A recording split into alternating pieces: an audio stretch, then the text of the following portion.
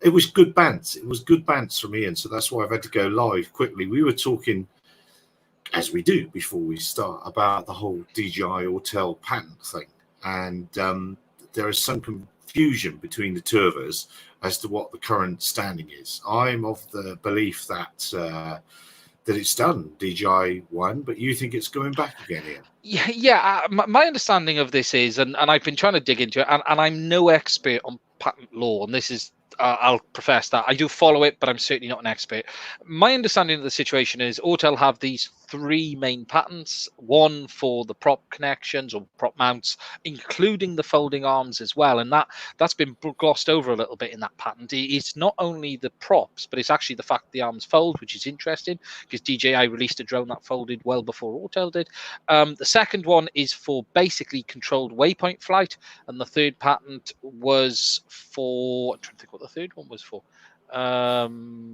It'll come to me in a minute. Anyway, they have 3 patents. Now, Autel have managed to get a judge to agree that DJI have infringed on the 184 patent, which is the prop mount and folding arms. Ah, there he is. We went early because we went wanted early. to talk about. Oh no! Let's stop talking about him now. You. Yeah. Stop talking about him now. Yeah, medical emergency. Many sorts of emergencies. Yes, many. But no, so they got a judge to rule that DJI had infringed on that patent. But since then, a separate judge has now ruled that all 3 patents are invalid now, or unpatentable. That's not to say they're invalid, but they're unenforceable. Now, my understanding is it now has to go back to the Patent Commission to decide what happens next. I think you think, Gary, it's over, don't you? Yeah, I thought it was done and dusted. No. It was thrown out. I think it ends up going tennis now. So what happens is one judge has said DJI has infringed on it. The other judge says, well, they might have infringed on it, but they're not patentable things that you're trying to say they've infringed upon.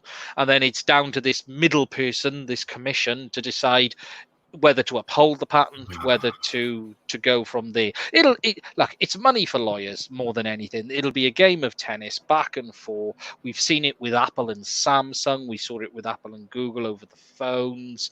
In the end, a small bag of cash goes to each party. The lawyers get the biggest bag of cash, and there's a lot of press. Above all, it's been the best marketing exercise Autel could ever have had. And every website, every blog, every YouTube channel, and I'm guilty. We've all done it.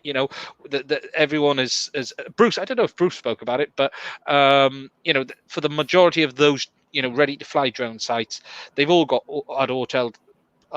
They've been giving them free advertising, so it's win-win. Oh, nice Morse code there, Macvision. Very good, very good. What's it? Yeah, I don't know whether you've seen my morning, seen my the schools thing I do with Morse. Maybe you've seen that. Good man. Bruce, excuse me. Take over from me, Bruce, will you? You haven't been well. How are you, mate? Not as sick as you, by the sound of it.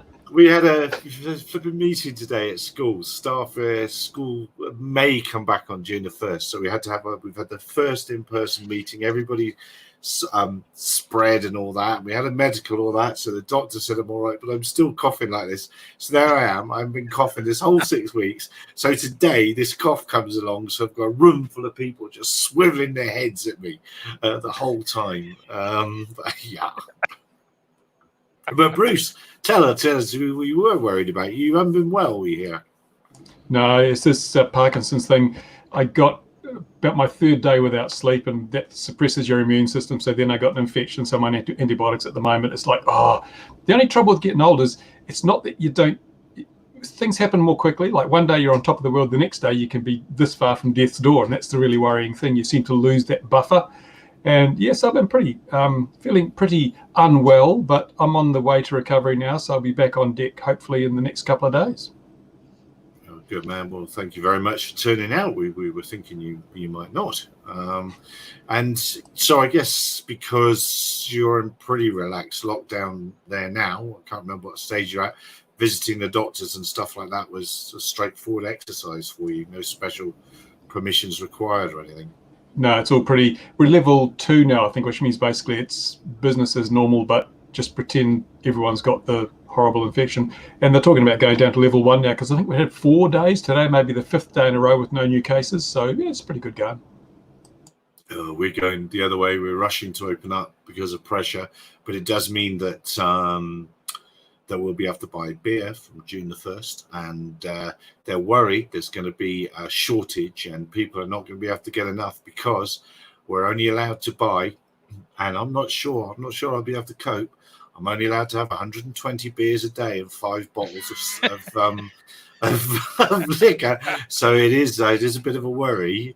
And the 120, we get litre bottles here still. I don't know in the rest of the world whether you still do, and quarts. So you could have 120 quarts of beer a day and you'd still be okay. So anyway, so that's coming, and back to school and all those other things. But we shall see as we go into winter. It's the same for Bruce. As we go into winter here, it's we're in our cold and flu season, and be hard to distinguish.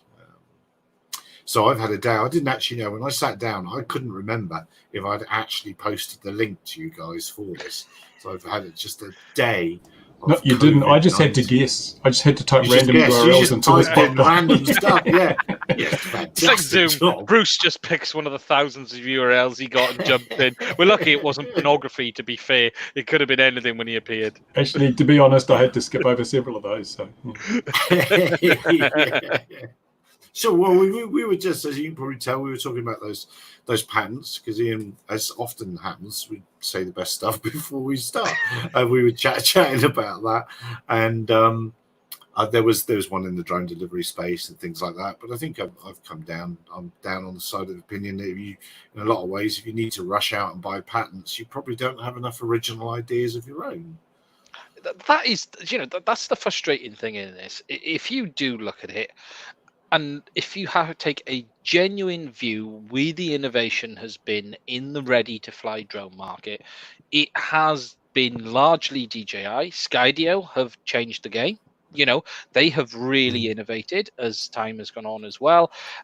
But I just find it a bit stupid that someone can walk in and sue them for something like saying quick release props or folding arms. And if this was something Autel had come up with, which was unique to them, which was completely unseen before, brilliant, absolutely fantastic. But the reality is, Autel especially have been cloning what DJI have done for a very long time, not only in the looks but how the aircraft is. It's hard to get away from the fact that the aircraft is a replica of everything they've done. It was the same with the X-Star, it's the same with the Mavic. So I just don't like the fact that they're trying to play a game like that.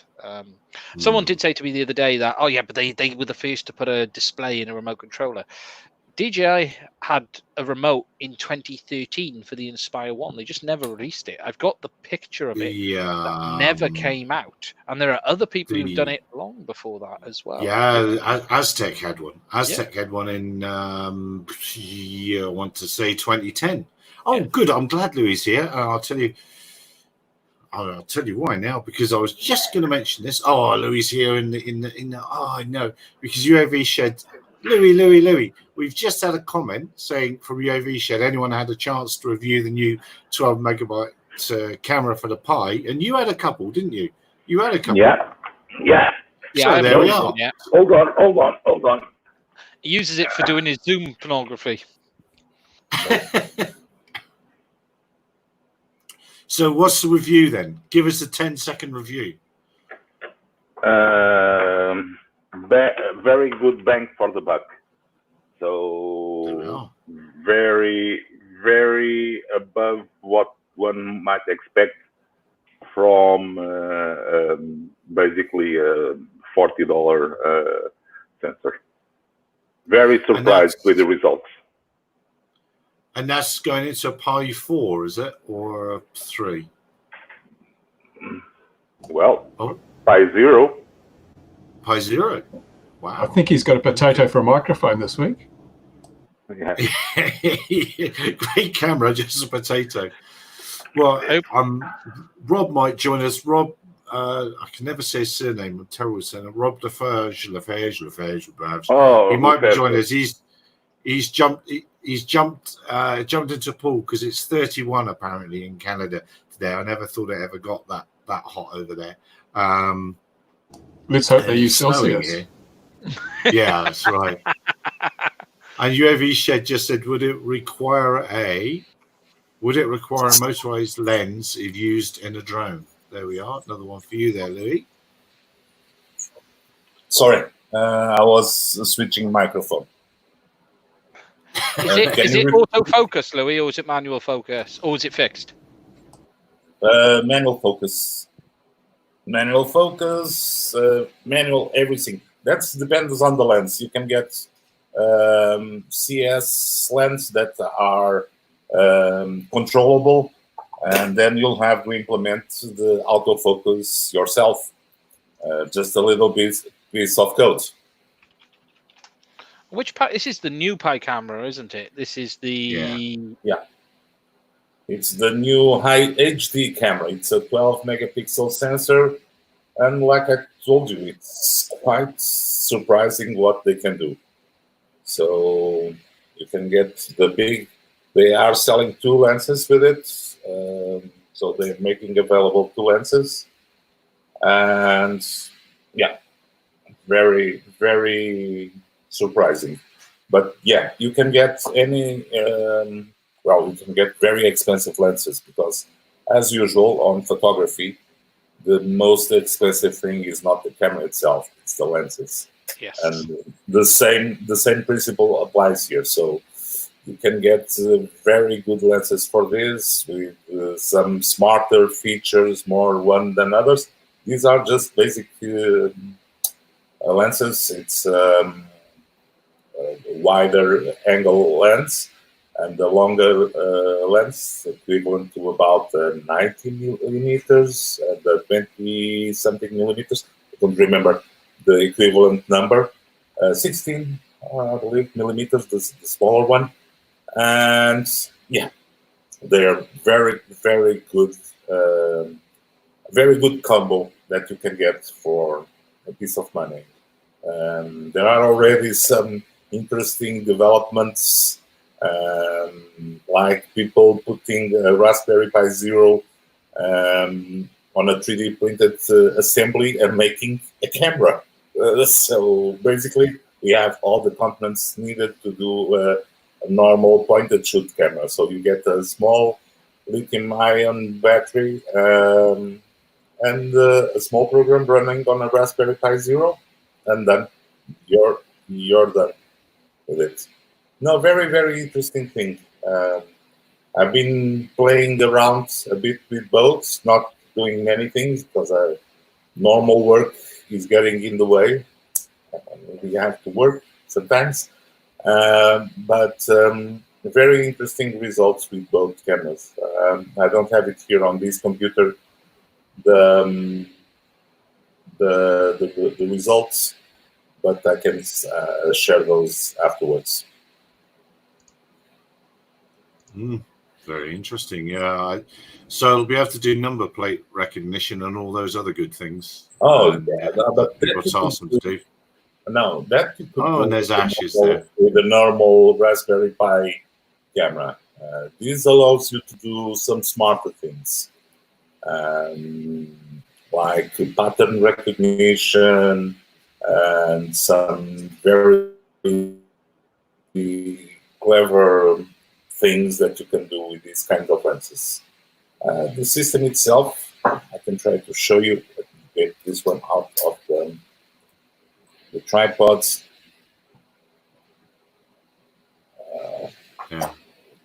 So let's see. He's slowed down, isn't he? The temporal distortion there. Louis having a stroke. And the latency is brilliant. Brilliant latency. Several weeks. Yeah. John, Autel autopilot. I don't know a lot about it. Louis might know about it. Ash, I've sent you a link. We did just briefly speak about the patents. Ash probably knows exactly what the the current status is of that. So I sent you a link if you wanted to join us. And no, what's happening? Just checking what's happening to Louis there. John, you still with us, Louis? Or you? John Gufferson's mentioned about the Autel. Oh, I can never pronounce how they say them. Yeah. No, it's not really for the consumer market. It's an interesting product, but it's not aimed for the open source market as such. It's more for PX4, not industrial, enterprise. It's the market it's aimed for, and it's certainly not in the budget category of below a couple of grand anyway, put it that way. It's an interesting looking bit of kit, but all it really is an autopilot, a modem, and a companion computer all in one box.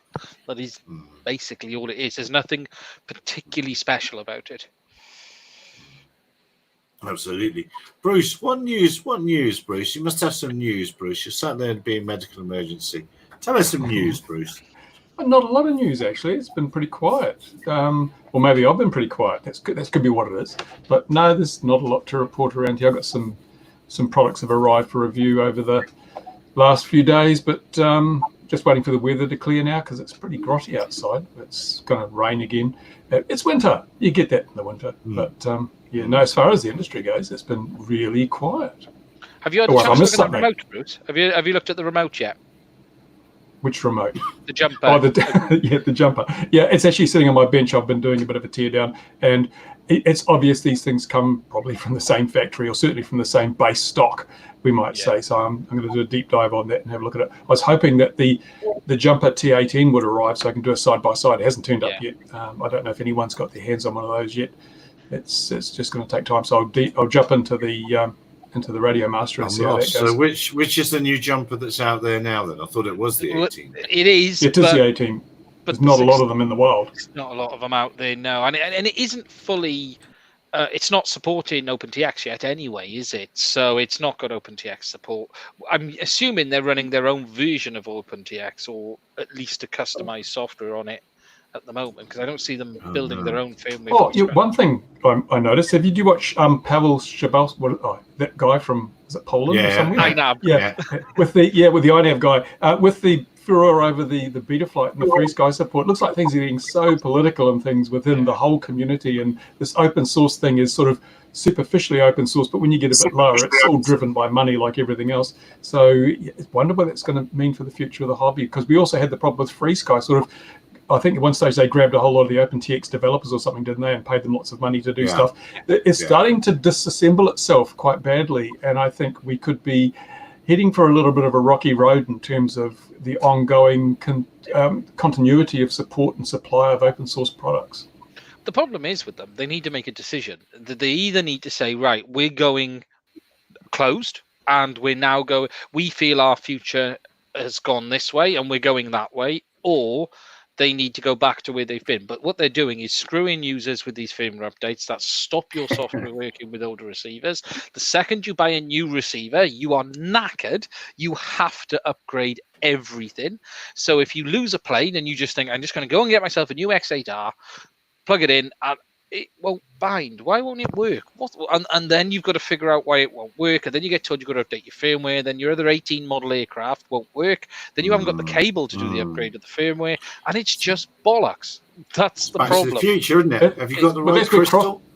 The Crossfire system is much, much better than FreeSky. I mean, I got a Crossfire receiver the other day, and it was old software. So as soon as I turned it on, it basically said, we're going to update that for you now. Over the air, update, bing, bing, everything's brought into synchronization automatically. It's not like you have to go through all the wires and plugging and things. But I think the R9's now got over-the-air updates, but it's still not as transparent and as seamless as it should be. It's like, there's too many obstacles. I just so enjoyed the old days where you bought a Futaba 4-channel receiver and it worked with your Futaba transmitter and your high-tech transmitter and everything else. And that's what I think the multi-protocol modules are bringing back, a consistency of support. And I think anyone who was looking for a radio today would be absolutely stupid not to buy a radio that supported multi-protocol. I mean, why would you not? Does the Taranis support it now? Because they've done something to stop it, haven't they? No, well, I mean, a lot of people now are reaching the point, because I looked at this, you got the jumper and the jumper the Radio Master, all these new radios, I thought, well, the market's pretty saturated. Everyone that's flying's obviously got a radio, and the radios we've had recently have been so damn good. Why would you change them? And then I realized my old Tyrannus, actually the gimbals are getting a bit worn and the switches are getting a bit wobbly, and it's reaching. I would rather replace it before it let me down in a big way. So I can see why people are going to be looking at upgrading. And ultimately, if you're going to upgrade, I wouldn't buy another FrSky radio. They've been fine, but now the politics of the whole thing is just too difficult. I would buy a Jumper or a Radio Master, depending on which one turns out to be the best. And that should have a lifetime going on. And because I've already got a whole lot of receivers, I can use all my old receivers. It just gives me that continuity of support and flow.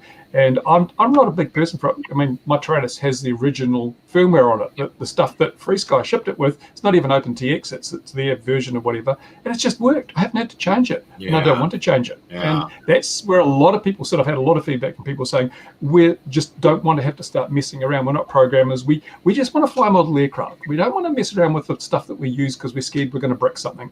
And that's where I think a lot of people are coming from. So I would like to see, I think it's probably almost at the point where someone could come up with an open source hardware design and supported by open source software and have any improvements implemented in such a way that it's transparent to the user, like Crossfire have done to quite a degree, and then you're on a winner. And then let the hardware companies duke it out. They can make the hardware and just put their margins on and let the best man win who makes the best quality job of it.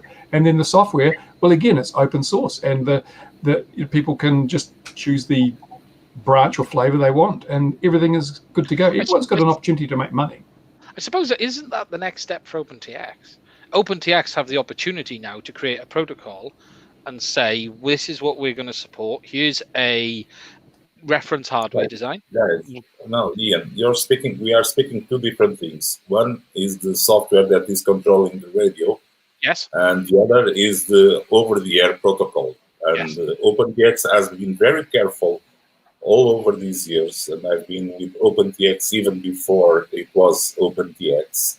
And please don't forget, at the moment that OpenTX forked from the original branch continued. So, and OpenTX and the other protocol never wanted to go to the over-the-air protocols.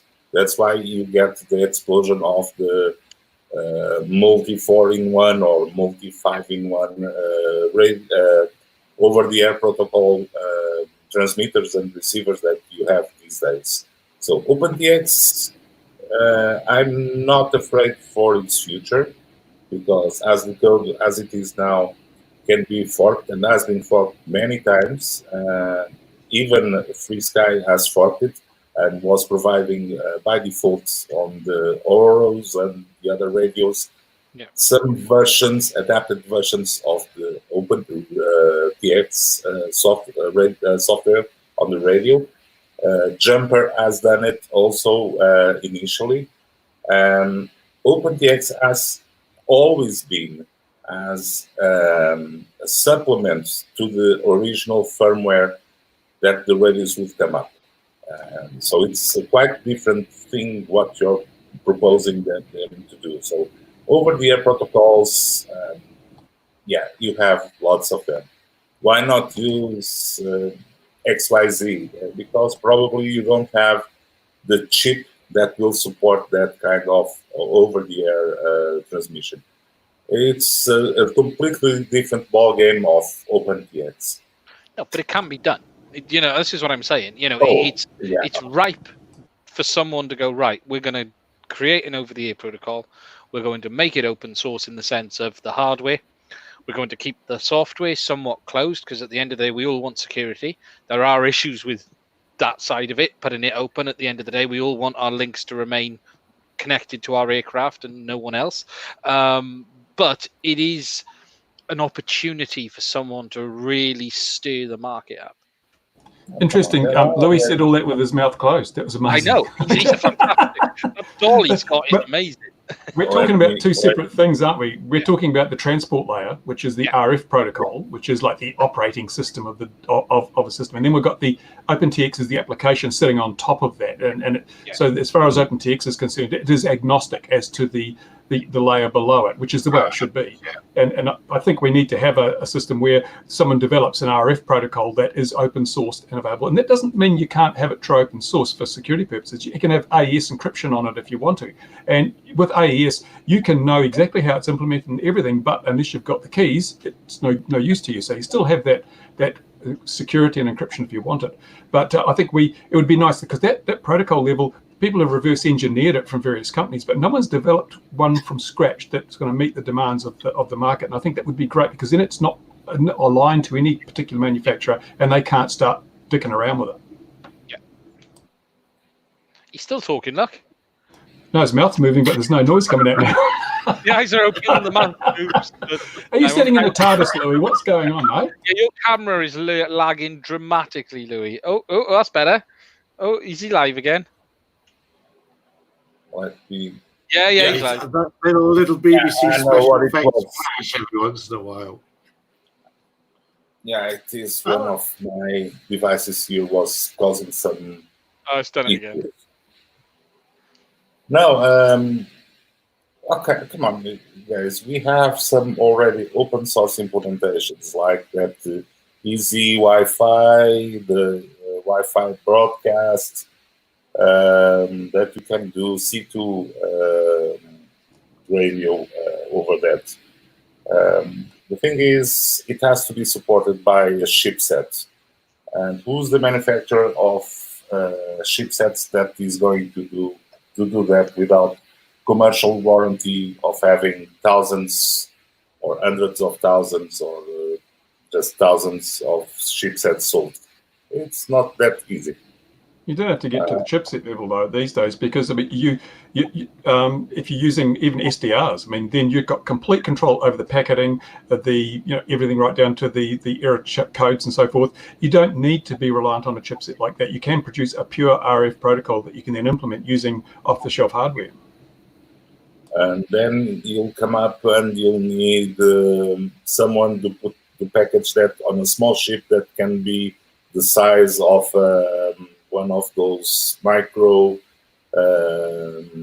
receivers. It's a catch-22 issue. So whatever you develop, you'll have a huge market to satisfy. And the biggest issue would be all the legacy. The legacy. So surely it's bigger if there's one. We have 5 or 6 players all in this at the moment. If one person walks in and goes, right, we're going to create an open protocol that everyone can use, it's your choice if you want to get on board or not, but we're putting it out there. And as time goes on, it's the old rule of, it's going to be bigger than any of the other sums of them individually if it takes off.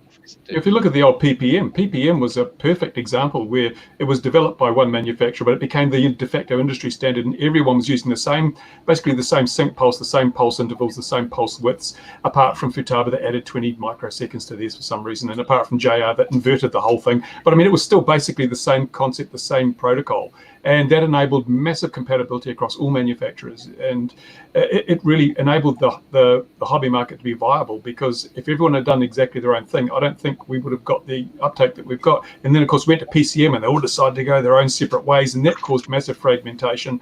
And so we haven't sort of got back into that sort of convergence where we can all share the same protocol, because that consistency makes it cheaper for everybody. Yeah, well, sadly, Rev, there's if we're all this is academic, we're so restricted and no one want to fly.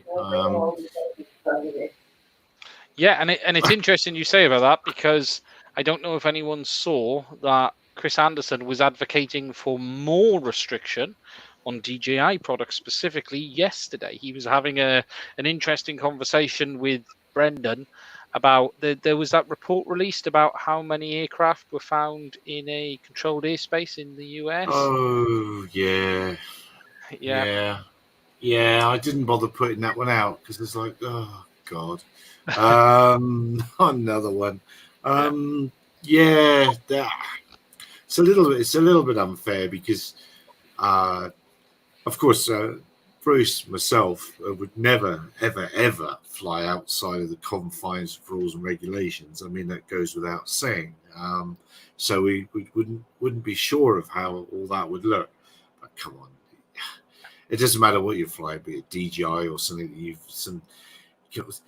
that anybody that's learned to fly a high wing trainer with a 40 size engine in the front's gone, I wonder how high up I can make it go. I wonder how high that dot is, or I wonder how far away it is over there. Everybody has. It's nothing to do with being DJI or whatever. No. It's the first thing you do, isn't it? Yeah, I think the interesting thing was, Chris's comments were DJI need to do more. And the irony is they do more than anyone else and get slaughtered for doing it. And now, I think they said 80% of aircraft that were in the controlled airspace didn't have permission. But the article was a bit weird because it said the aircraft of DJI type, not not actual DJI aircraft. They said one was above 1,500 feet, which I find very interesting. Because that is pretty much the top ceiling of the aircraft anyway, in hardware limit. So again, with all of these things, you have to be a bit careful of the data. Where are the facts in it? What is? Well, also, what are they trying to sell you? What were they trying to sell us in that? I can't remember. It was counter UAS, wasn't it? Well, yes, proving that we need counter UAS. So that's. I watched the ad for the Mavic 2, the new one. What is it? Mavic Air 2 or something like that. I watched the ad for that. One where it goes through the building. No, the one where they say up to 10 kilometers. And I'm thinking, why are you advertising something that says you can break the law with this one, no problems? I mean, like, why would you include that? You can say stronger link for best control around objects. I said, why promote the device as being able to fly up to 10 kilometers away when you know that in every country on the face of the planet that is against the law? I mean, really, DJI are their own worst enemy. They are 100% on that. They are guilty as charged in that aspect, and they've done it from day one.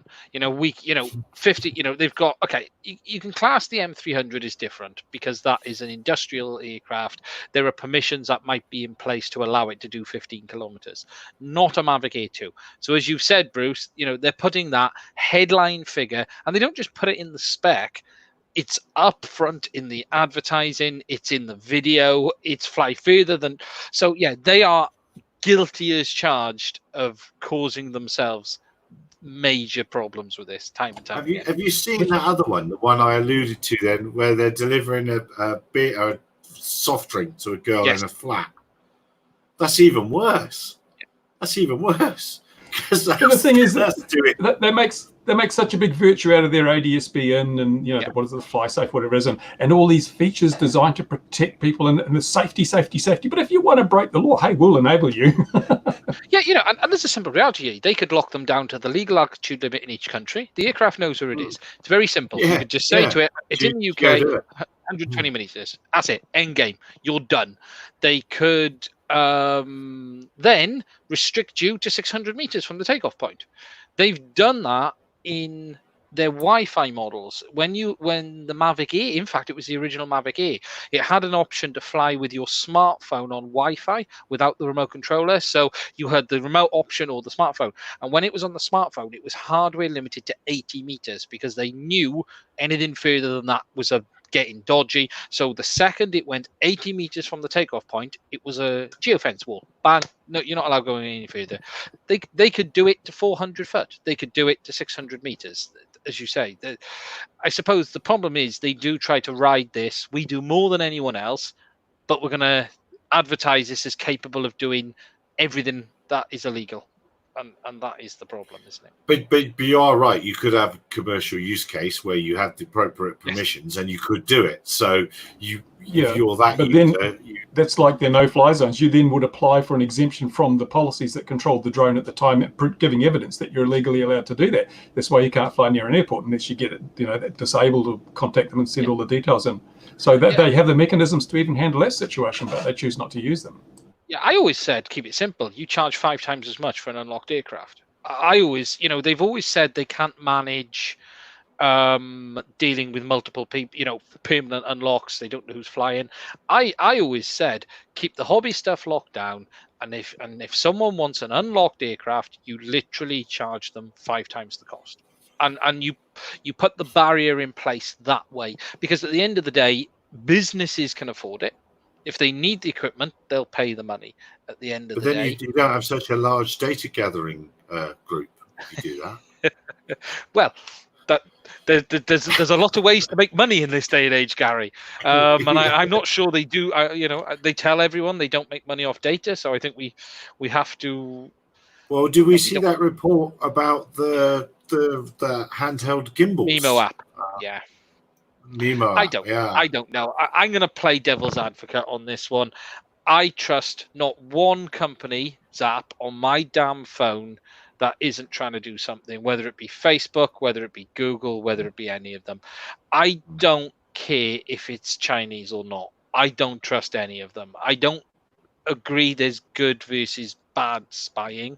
I assume they're all at it and look after my data that way. And that's the way I take it. It's an interesting read. They've said there's some access that they're getting to contacts and text messages, especially. Well, it has the ability to read text messages, but many apps do that. I don't know if you've ever had like an app where it sends you a text to log in and then it reads the number directly out of the text message for you and takes you in.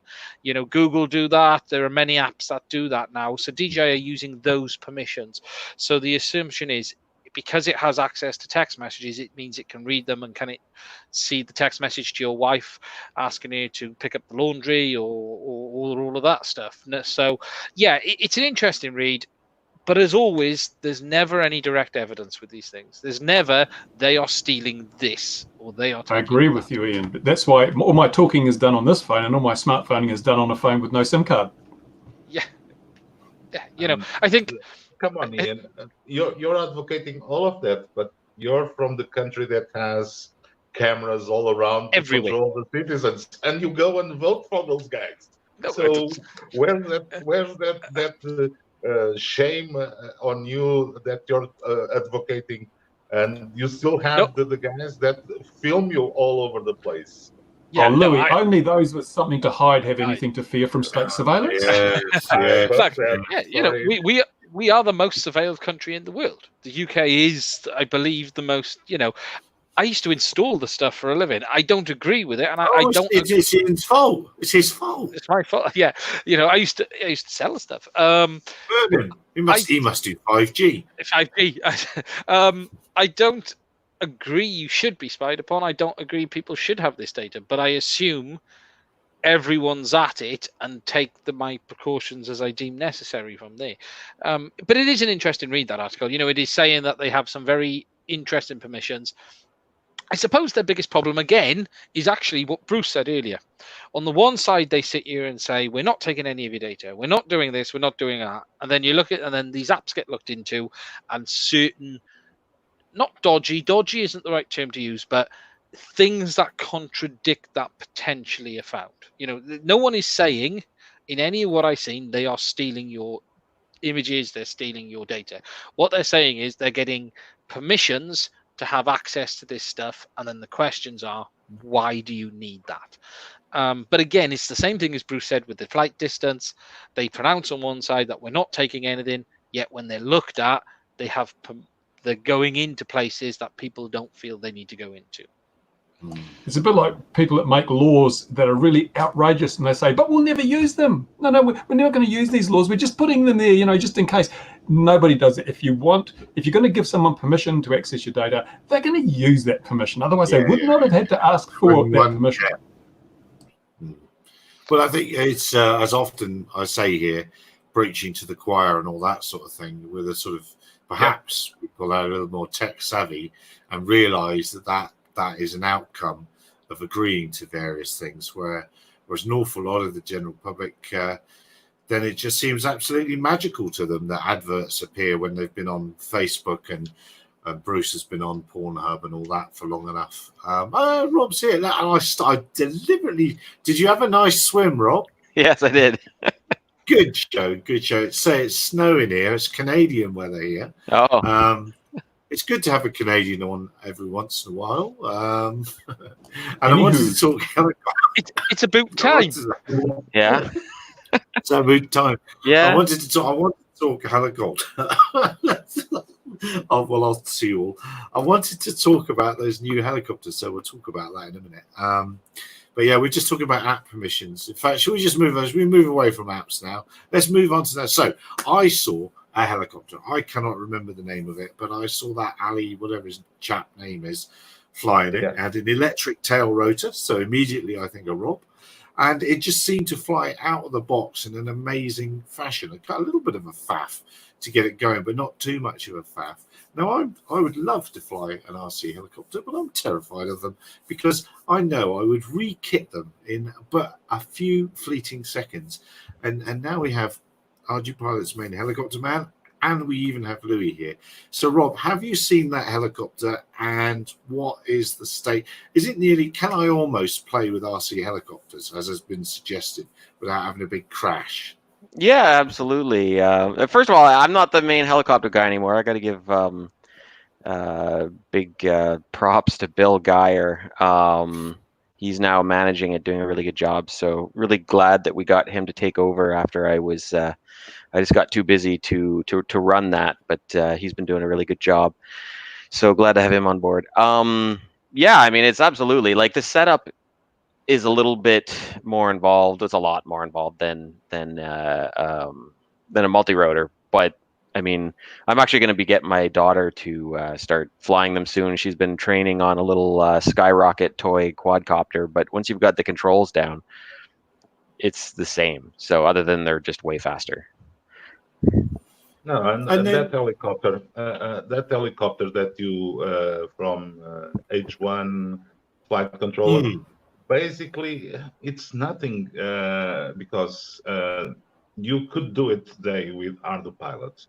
And if you go and program ArduPilot specifically for that model of helicopter, the biggest problem of helicopters, and Rob will vouch me on that, is not so much the part of the flight control. Yes, there is some nitty-gritty details on the flight control, but is all the mechanical I was just going to say that. What about the track and balance and things like that? That's surely... Yeah, and that's what I'm getting at with the setup. It is more involved. So, I mean, any good RC helicopter pilot can help set it up. But, you know, that is the trick. Although I've got one... Hang on.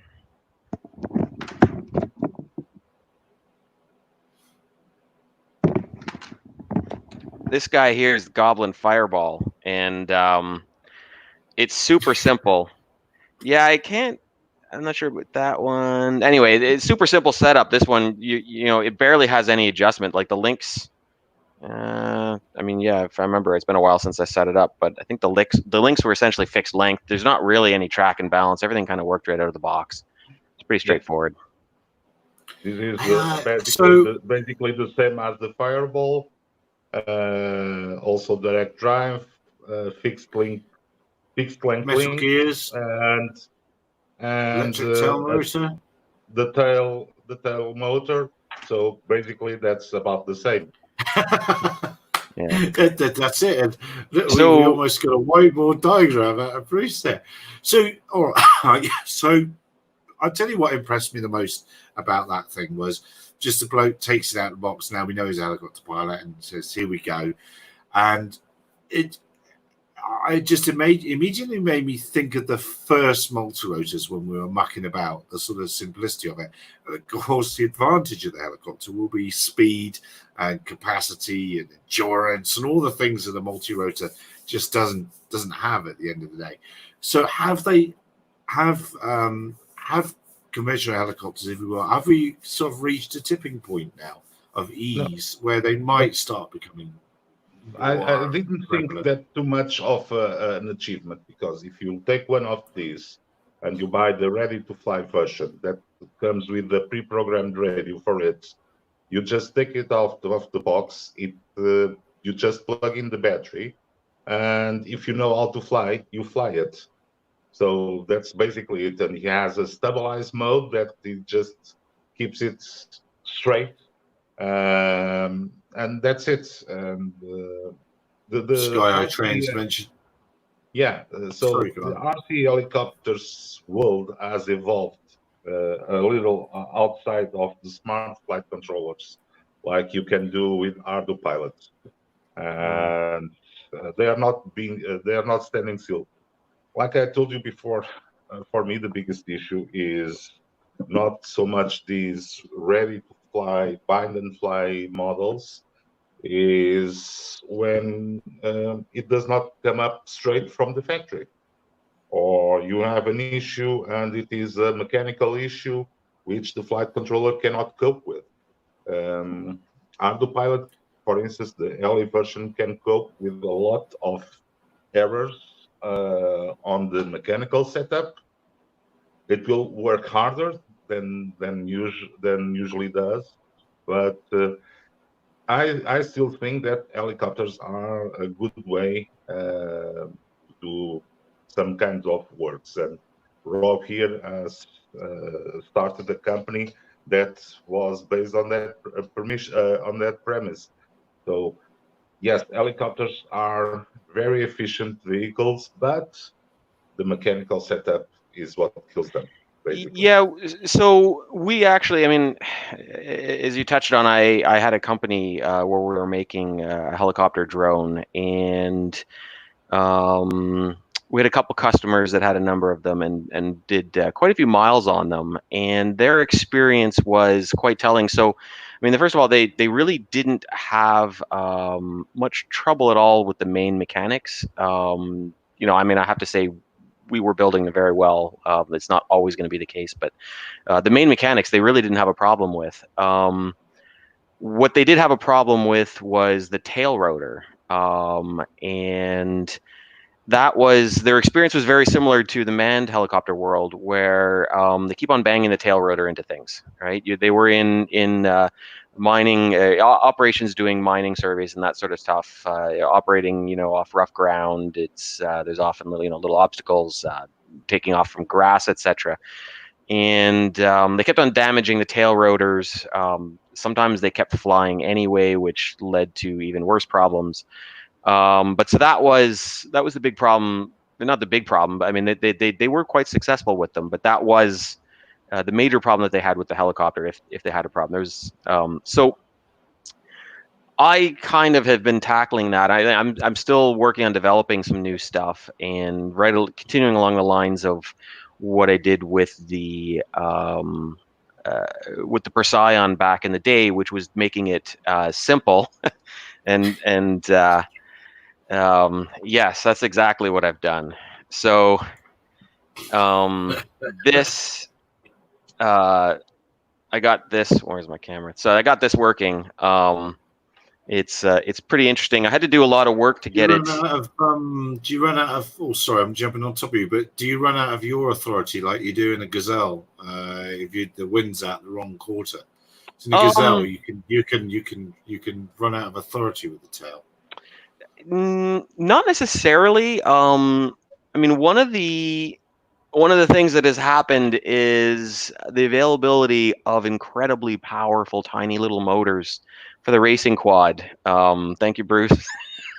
It's unbelievable how much power you can get in a tiny little motor. This little guy's like a 1408 or something like this, and I did a fair amount of work developing the duct, which I also started some of the work. Some of the quad guys were working on that. Some of them are on the right track. Some people are doing something. I don't know why they're doing that. But you can make a pretty good duct, and it doesn't have to weigh a ton. And I'm getting quite good efficiencies compared to the open rotor, especially when you consider the slab blades that the variable pitch slab blades are terribly inefficient anyway. So it's not hard to beat them even with a reduced diameter. So this is really great. I mean, I can bump it in. It's basically invulnerable. In fact, I was testing that thing and on my workbench back there on a thrust stand, and I sucked an entire paper towel through it.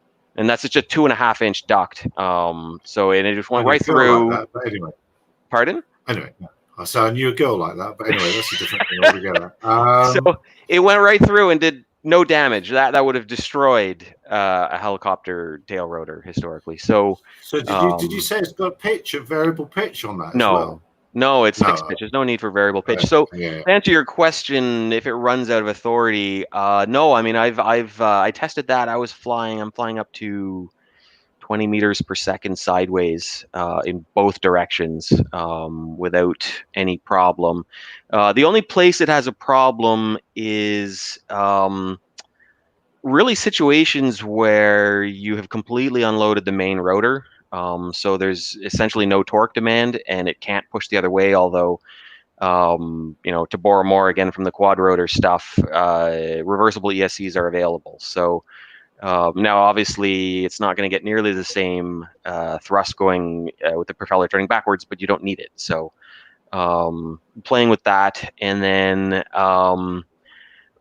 then borrowing more from the manned helicopter world, working on a design for a helicopter that has less moving parts than a quadcopter.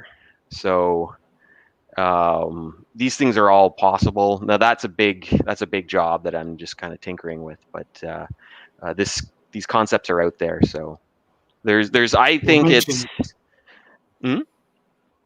Sorry, Sky Eye Trains mentioned Chinooks. Everyone always mentions Chinooks. I know that there's one working in Seattle. Yeah, and I've got a friend who built one, a guy who worked for me at Novarial, and then he's gone elsewhere, but he's tinkering with one as well. I think he took 2 Goblins and put them back to back as well. So they have their pluses and minuses. They do, from my analysis, the way I look at it, if your design goal was to have the smallest frame size, like say your goal, it's got to fit in the back of a pickup truck. Something that fits in the back of a pickup truck. If you think about a Chinook with the blades folded back over the body, it doesn't get much more compact with that, and then you got massive area when you unfold everything. So they're really good for that. But they do bring some design complexity, right? Because you've got a powertrain. If you look at, a lot of people look at the Chinook as being sort of the ultimate cargo, but actually the biggest heavy lift helicopters are all single rotor. And I think a big part of the reason for that is because the powertrain is just simpler. And it's really largely driven by that. You'd have to have, sorry, I keep jumping all over you, Rob, but you'd have to have a powertrain because the rotors would have to mesh. Yes. So that's why you couldn't just stick 2 motors on a two pylons, because you need that bit, don't you? Because they do that. Yeah. I mean, you could completely separate the discs. Then the system gets bigger. I did a talk years and years ago, like 2015 or something, where I talked about studies that were done with the Chinook, which found that the Chinook, you can have up to 20 or 30% overlap of the main rotors without losing any efficiency. In fact, there's actually a small efficiency bump of about 5%. And so that allows you to shrink the frame size while still having a really good, efficient disc. So you'd lose that if you fully separate them, but you'd lose the powertrain. The largest helicopter ever built was a twin tandem, fully separated rotors side by side instead. So it almost looked like an airliner with the wings cut in half and 2 helicopter rotors on the sides. So there's that. But I guess it depends on what your goal is. There's also the possibility. Way back in the day when I used to do industrial drives, we used to have something called virtual gearing, where we actually had the big industrial drives.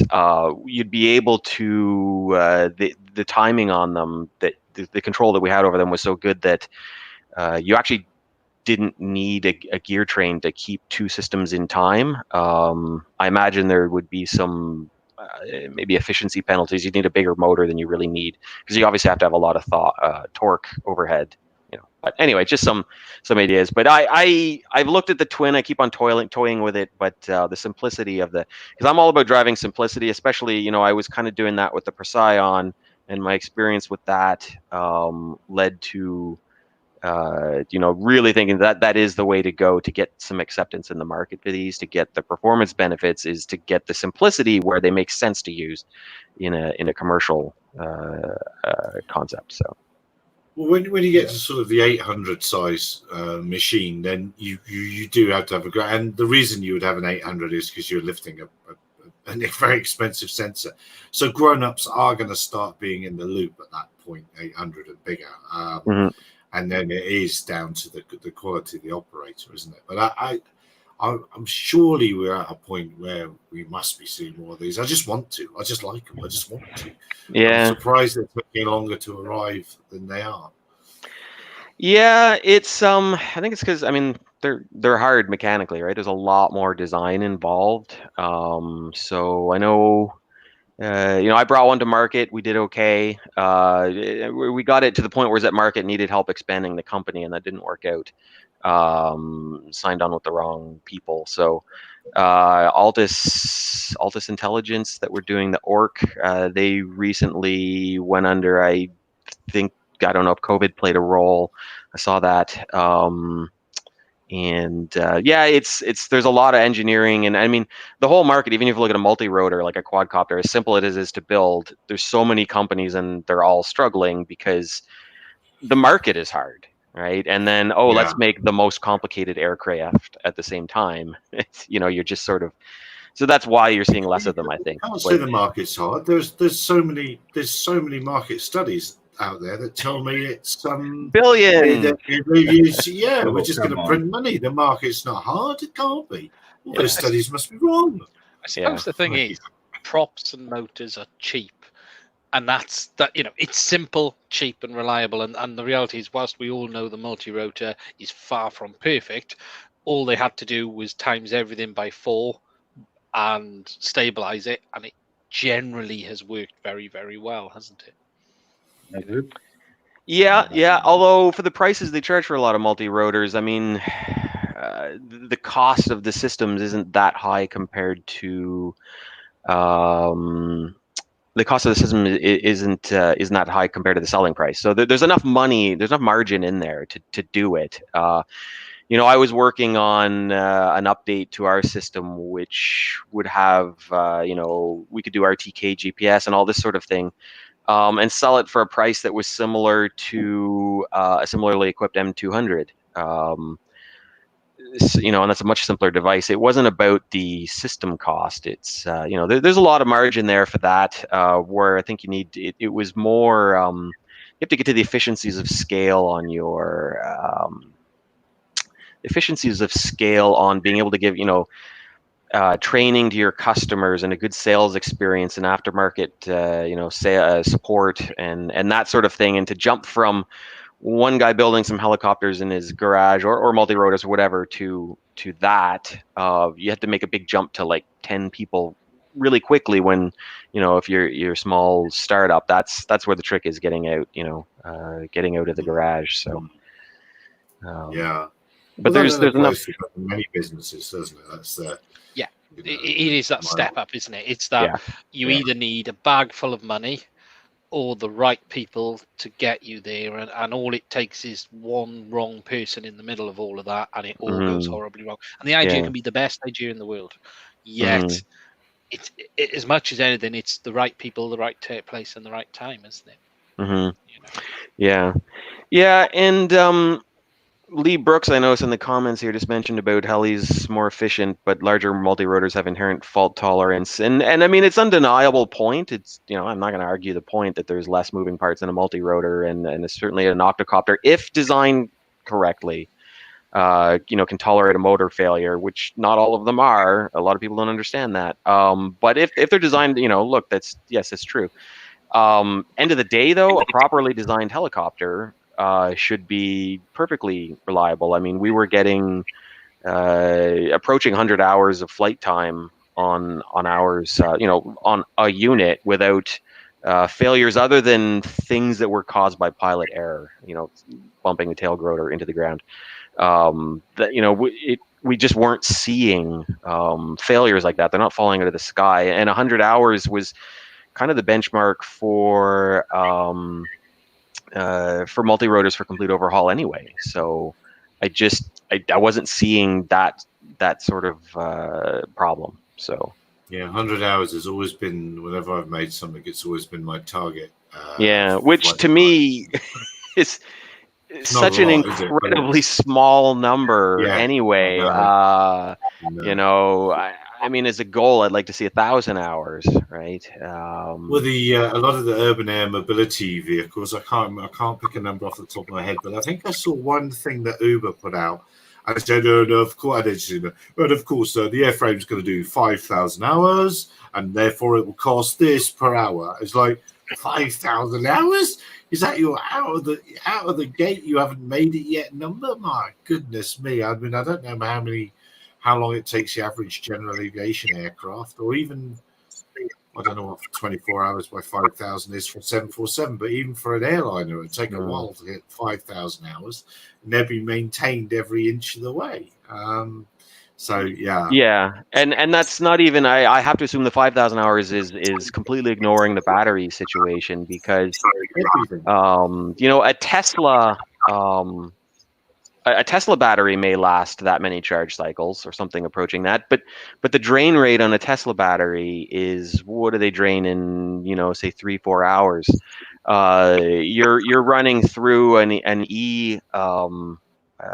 eVTOL, you know, passenger carrying vehicle, 15 minutes or something, that kind of rate on those batteries. They're not going to do 5,000 cycles or anything like that. They'll be replacing the batteries you know, every 100, 200 cycles or something.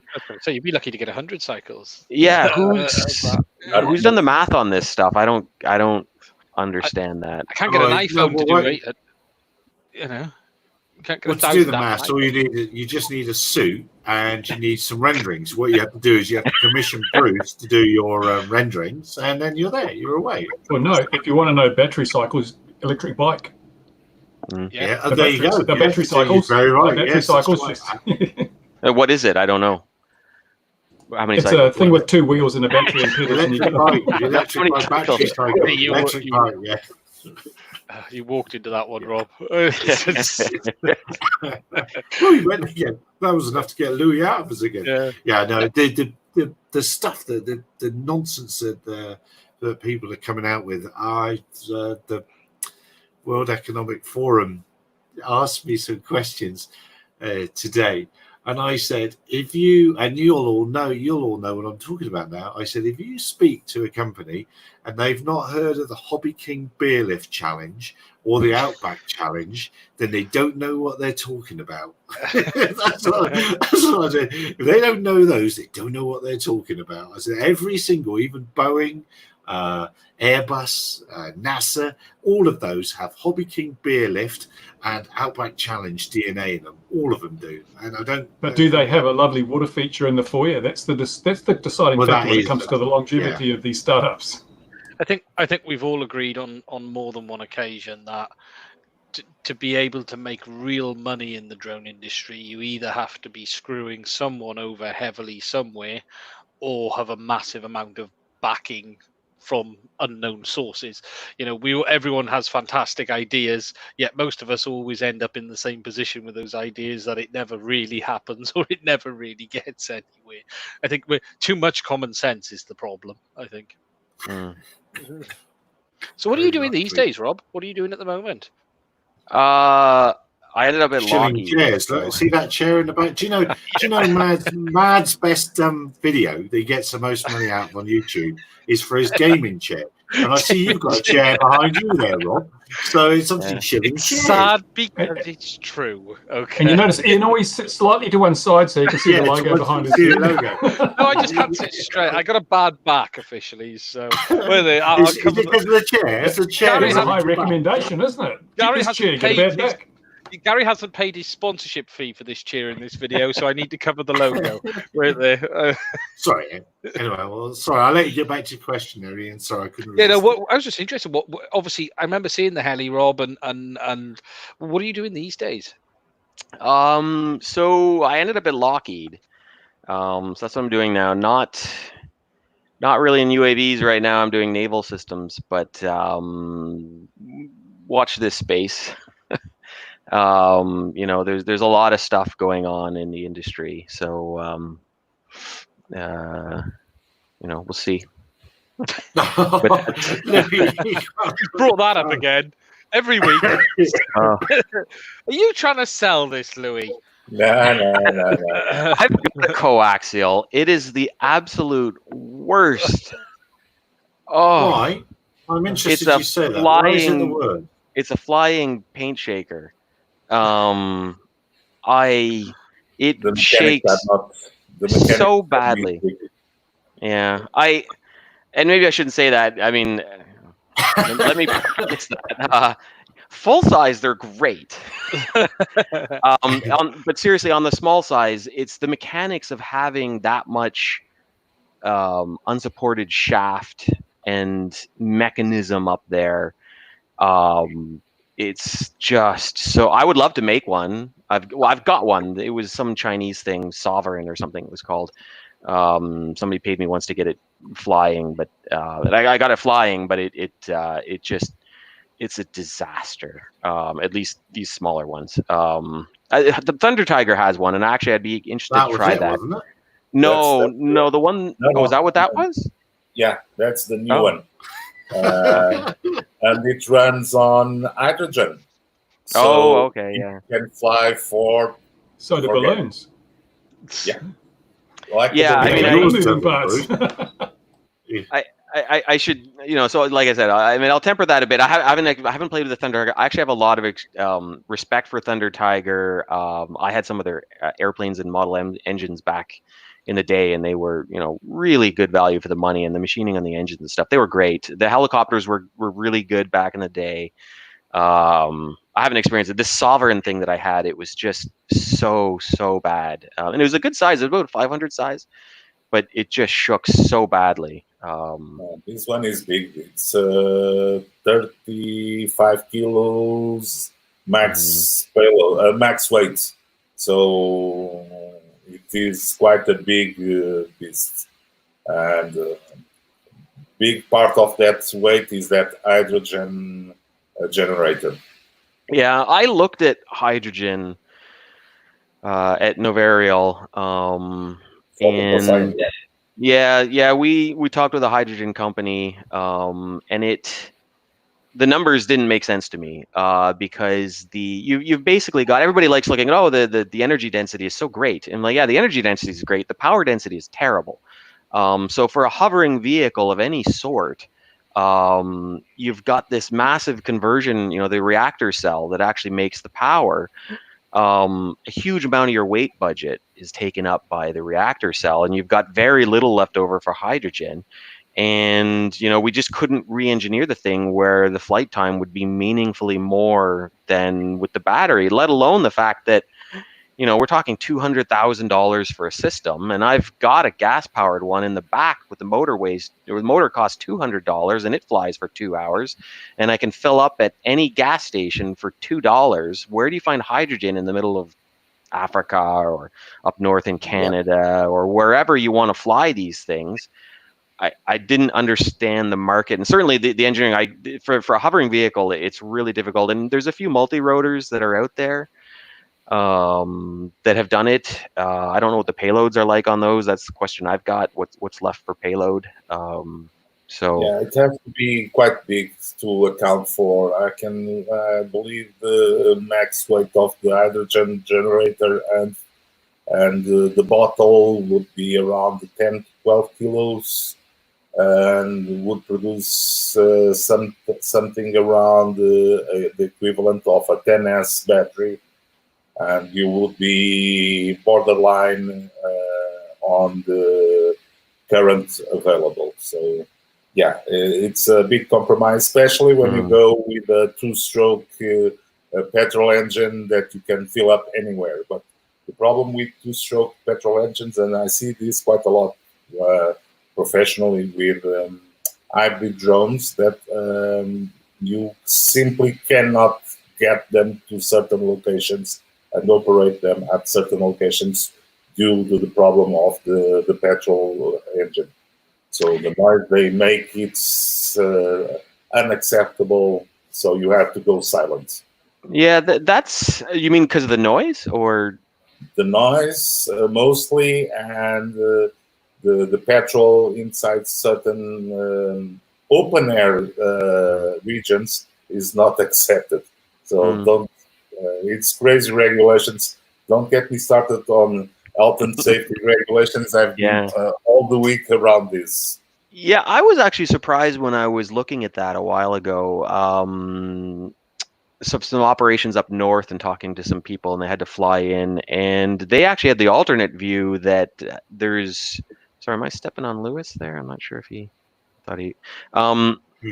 It's impossible to fly with lipo batteries, as we all know, especially big ones. But apparently, putting a barrel of gasoline on a private commercial aircraft is not a big deal. I mean, not to say it's it's doable, right? Versus the keyword there, Rob, is private. Yeah. Oh, yeah. Absolutely. Yeah. For sure. Not everyone can have that keyword ahead of the airline. But I shipped a gas-powered heli. I received it from Australia, did some work on it, and sent it back to Australia. Shipped, and it was not a big deal. I just had to say, yeah, I've cleaned the engine out. There's no gas left. That's about it.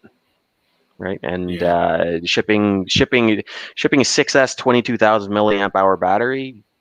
Forget about it. That's a royal pain in the backside.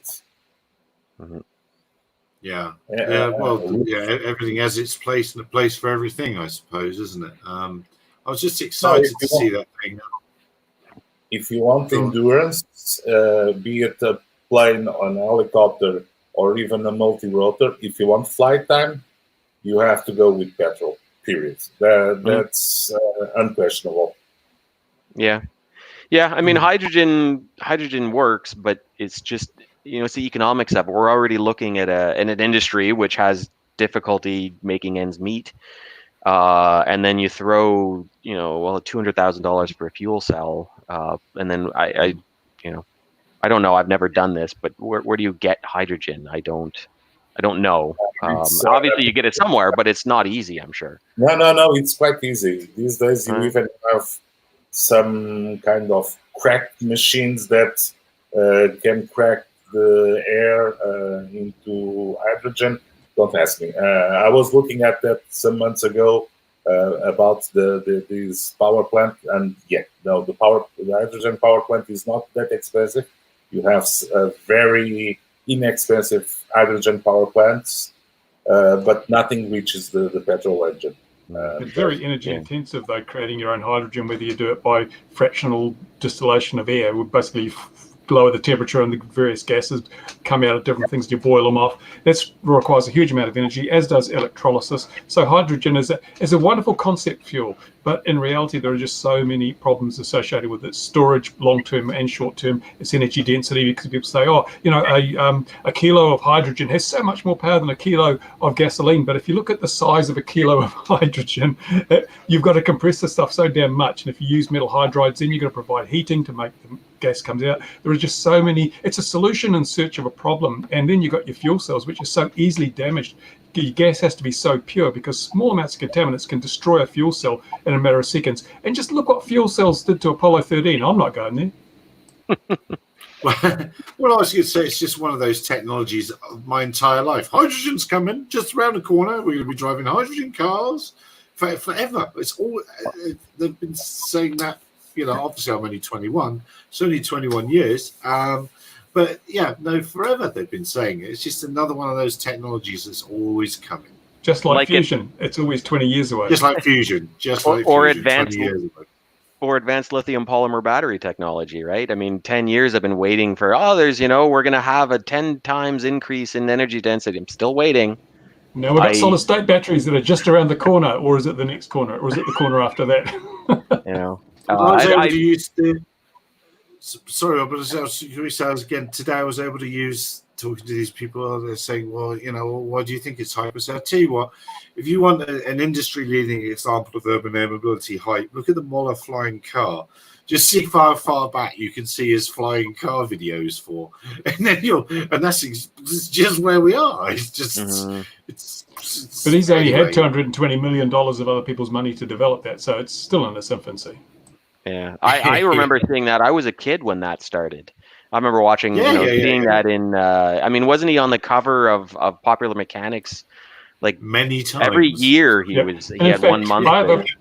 other popular mechanics, it has the Hiller flying car. When Hiller brought out the flying platform, they were going to turn that into a car with a platform with a duct in a fan at the front and one at the back with louvers and things. And one of the cover, it must have been about 1950 something, 1960 something, had a young couple sitting in their Hiller flying car zipping across the neighborhood. And it's great until you think about, if you can't fly a drone over a neighborhood because of all the regulations, what in hell's going to happen if people trying to fly flying cars in the same place? You can't fly. I've just 1957 regulations. 1957 regulations. Come on, be serious. You couldn't tell the regulations we have in 2020 for drones. So did you see I meant to send it to you, Bruce. The very important safety thing that happened in, I think it was Israel, I want to say, where a child was hit by a tortoise that had been thrown out of a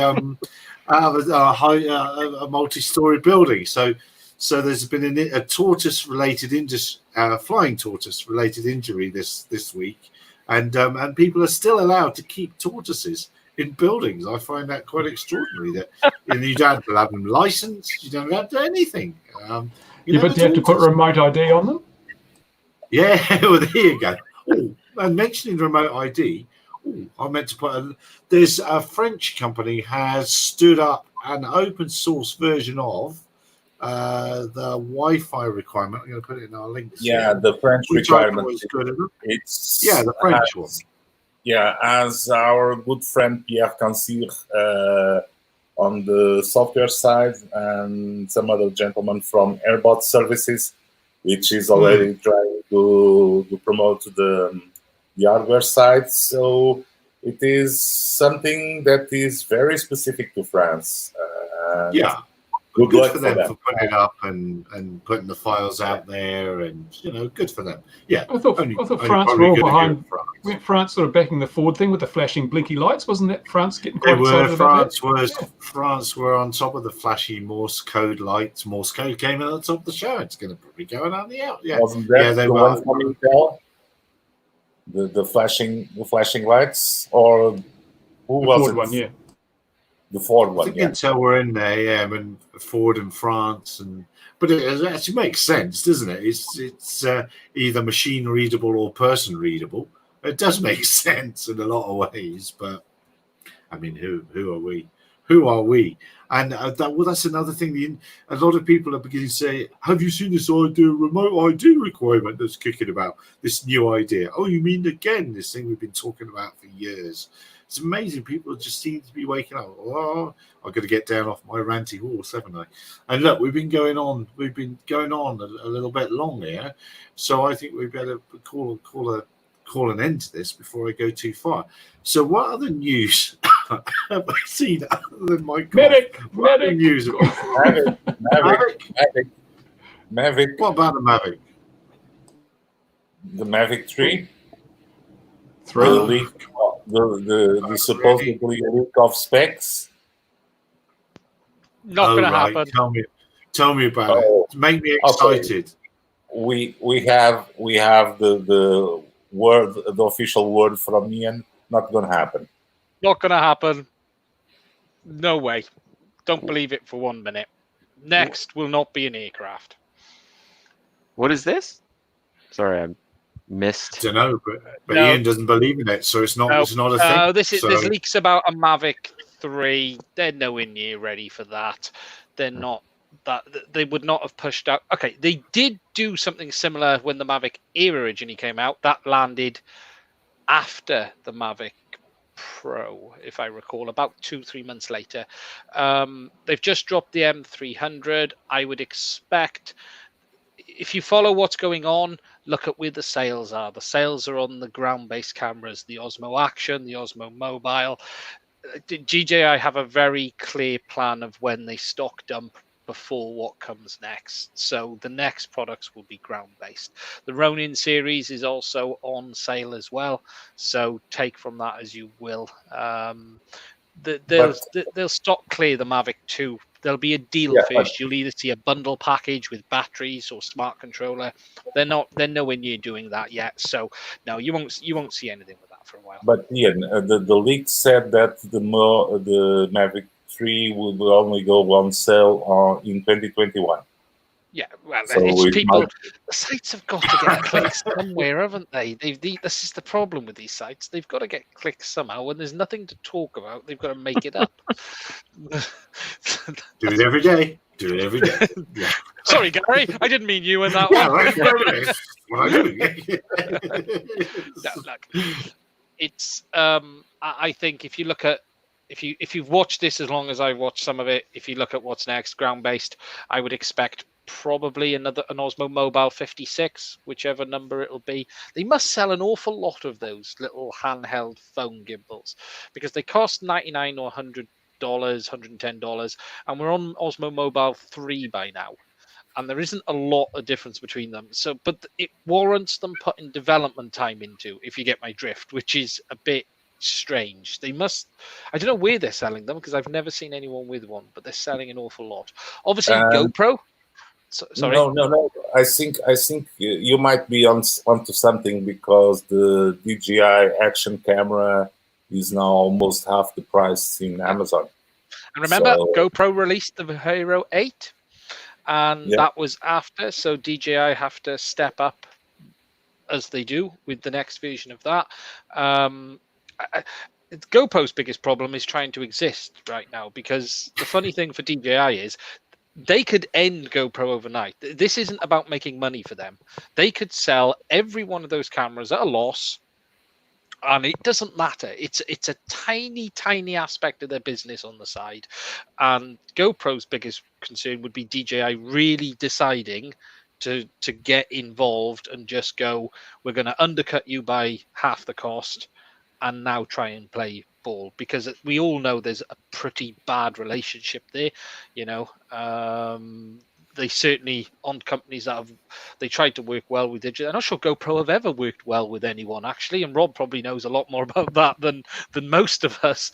But GoPro's biggest problem is how do they continue to find margin in a product when they've got cheap Chinese competitors who've SJ Cam and who've been slamming out fantastic numbers of these ones, and DJI who've actually produced one which is, I'm not going to say better. I don't think there's ever an argument that a GoPro isn't the best action camera, but at $400, if it's 90% as good and it costs a third less, I know where I'm putting my money. It depends. I think GoPro's done a really good job of carving out niche in the top end of that market because they've got things like hyper smooth, but Osmo doesn't have that, and they've got a number of features that's waterproof without a case. GoPro, the Action does. Osmo doesn't have that.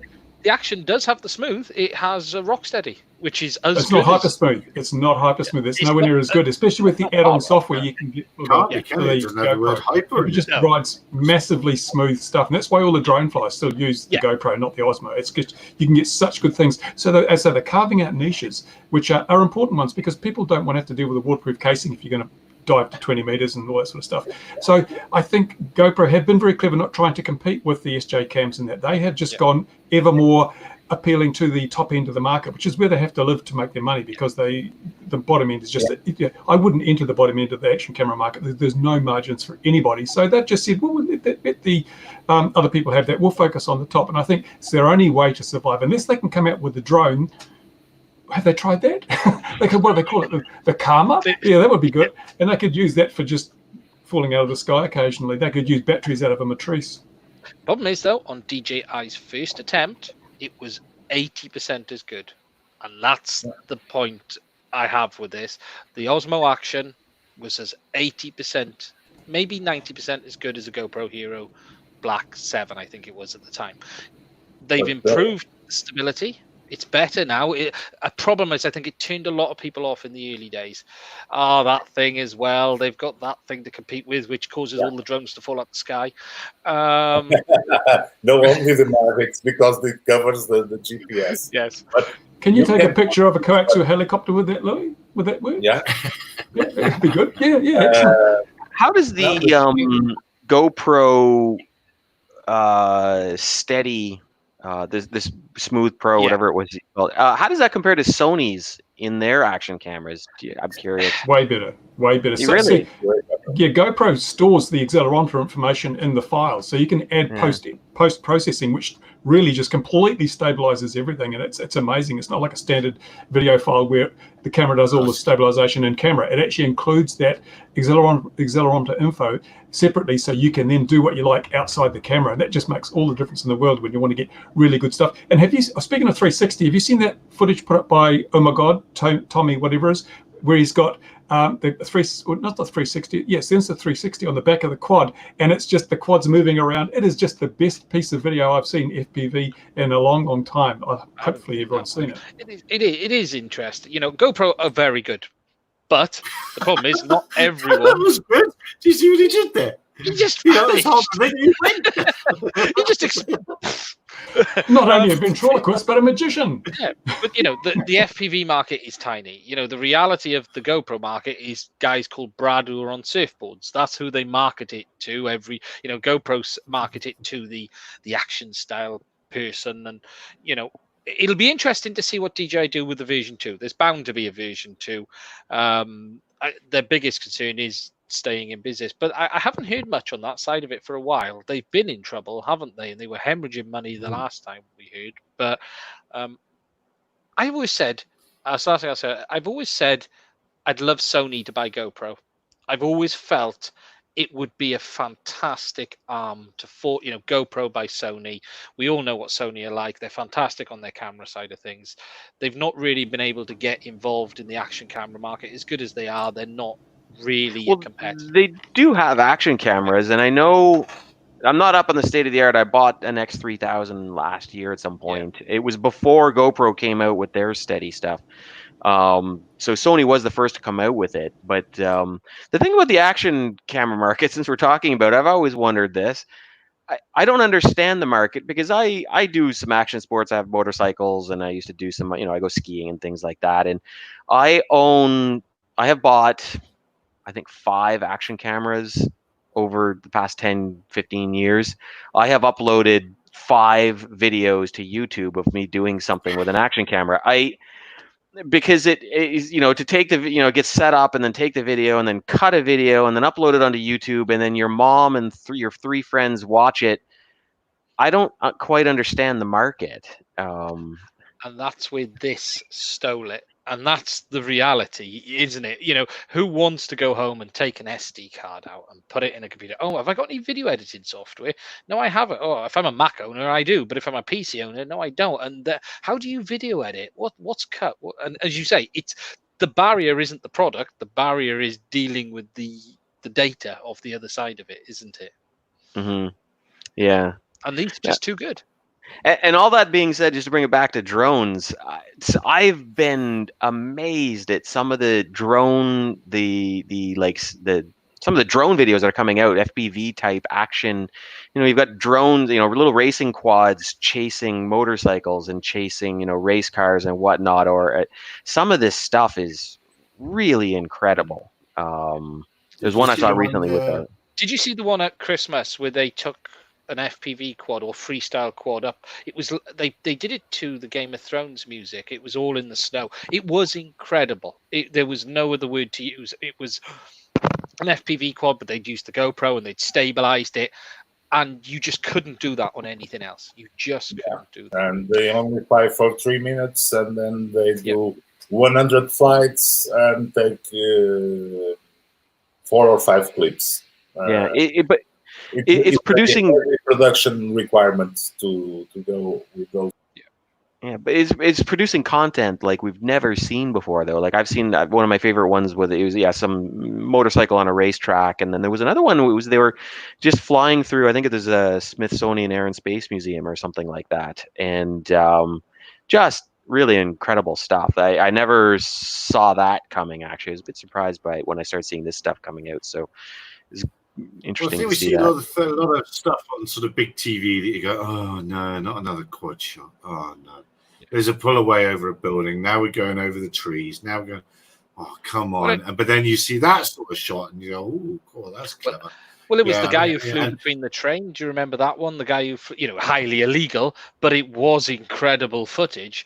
You then had on one of the I don't watch a lot of the Rotor Riot episodes, but the one where he flew inside the pylon, they flew down the inside of the center of a steel on a theme park. One of the pylons that holds something up. And he tried about 8 attempts. I think you must have seen it, Bruce, because you were nodding. And it is incredible. He flew it down the middle of the steel girded pylon. Yeah, and they dived the Dugger antenna array in Russia. They dived through that antenna array right down and pulled out at the last minute. It's some of the stuff. And this has become a big thing now. This is a cine quad. This is a quad designed specifically for getting that cinematic type stuff flying through small places and between people's legs and all sorts of things. Shrouded props, so you can actually touch things without the quad falling out of the sky. This has got the digital I was going to system. say, have you put it through a packing machine? No, I can't get it to fly. I don't know why. It only arrived the other day, but it just sits there whizzing loudly. I've got no idea what's going on. But this is the sort of thing that's just changing. I do a lot of my flying now with these because I can, even an old man like me can fly in close proximity to stuff, and they're so stable. They don't have a gimbal, but with modern cameras and post-stabilization, you don't need a gimbal. I mean, this has got gyros, it's got a gimbal. The whole thing is gimbaled effectively, isn't it? But you get a different perspective with your typical drone. You're looking down on something, you're looking out at something. But with this, it's like you are traveling through something. You're actually part of the motion, and that's what makes the big difference. And as Robert was saying, you can get right up close to things like cars and bikes and all that sort of stuff. And it is putting a whole new perspective. And the people like Tommy, oh my God, he's made a career out of doing this sort of filming for TV commercials and movies. And so he's in big demand, and he does some really good stuff. It's a talent, it's a skill, isn't it? And I think one of the differences is that we can all go, whoa, that took some skill on the sticks, because you've got it in your head, and you know that it's just not the same old flipping drone shot. It's wow. The thing is, a lot of people have said to me, oh, I'm going to get a drone, I'm going to get into the drone industry. I said, well, if you are, get one of these and specialize in TV ads and movie stuff, because every man and his doll's got a Phantom and they'll do real estate filming and got a Mavic. You need to choose a niche that is an active niche and it pays well. And this is about the only thing that does. For a TV spot, you might spend a day on set. You might be able to pull in a few $1,000s for a day's work with one of these tiny little quads. Your capital expenditure is minimal because you haven't got a great big Red camera hanging off the bottom of an octocopter. And some of these things are sub 250, so you don't even have to register in some countries to use these things. And it's so much fun as well. The big thing people forget is it's no good going out there and working every hour that God sends if you're not having fun. Get one of these and have some fun. When you say sub 250, you're being generous, right, Bruce? No, Louis, some of the stuff, I've got a sub 250 drone here with a 4K camera, which produces incredible results. And I'm absolutely gobsmacked with the results I get from the damn thing. And with battery all ready to fly, it's 248 grams or something. And yeah, what can I say? It is really good. Yeah, I was speccing out a quadcopter. I haven't built it yet, but I was just seeing if it could be done. And it certainly can be, a full boat Arduino, fully autonomous quadcopter for 250 grams. A nice one, really. Mavic Mini.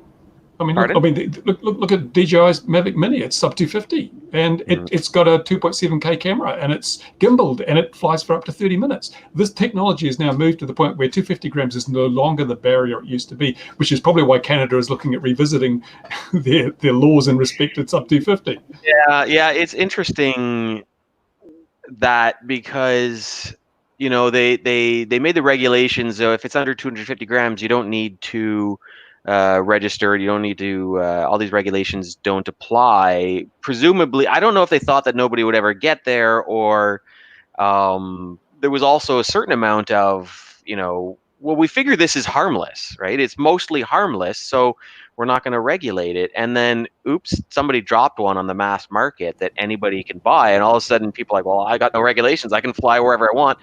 And everybody's going, hang on a minute. Well, you still have to abide by this, don't fly in a manner that can endanger somebody. And I'm thinking, what is dangerous with a 250 gram quad? They're going to have trouble charging somebody who have to do something really egregious, such as the Blue Angels flight. That would probably rise to the bar. But short of that, But interesting that there is still regulation. It's just not prescriptive, as you say. There's a goal in the regulation: do not endanger people or property. Right. And that's actually a far stronger regulation than all the prescriptive ones. Because if you do anything that hurts someone or damages their property, you violated that non-prescriptive regulation. They can throw the book at you. Whereas if you were following all the other rules and something went wrong, you say, oh, but I was following the rules. So in respect, these things from a safety perspective are more regulated than the bigger craft, because you cannot do anything to hurt someone or damage property without being in violation of that overriding directive. Yeah, so if you actually did hurt somebody, or if you did damage property, it would be an easy case to make. Look, you did it. But it's more of the preventative. How do we stop people from flying all over the place? And we're going to accuse them of flying dangerously when how do we declare that that's definitely going to hurt somebody when it's what's the weight of a baseball? I don't know. The limit for the sub 250 grams is not isn't it not 30 meters high? Because I believe that's what is on the newer regulations. So you can fly without endangering people, and you cannot go with a toy aircraft above 30 meters high. So, and for instance, in Portugal, you even have a law that if you have a camera on a drone, you have to register specifically because you have a camera on board. Whether it is working or not, if you have it, you have the possibility of capturing images. So you need a specific permission for that, and combine that with the EASA regulations, the 30 meters, that might be complicated.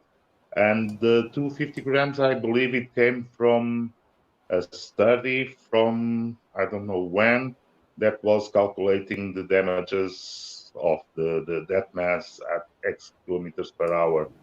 So would generate an energy of X, and that energy was not considered harmful.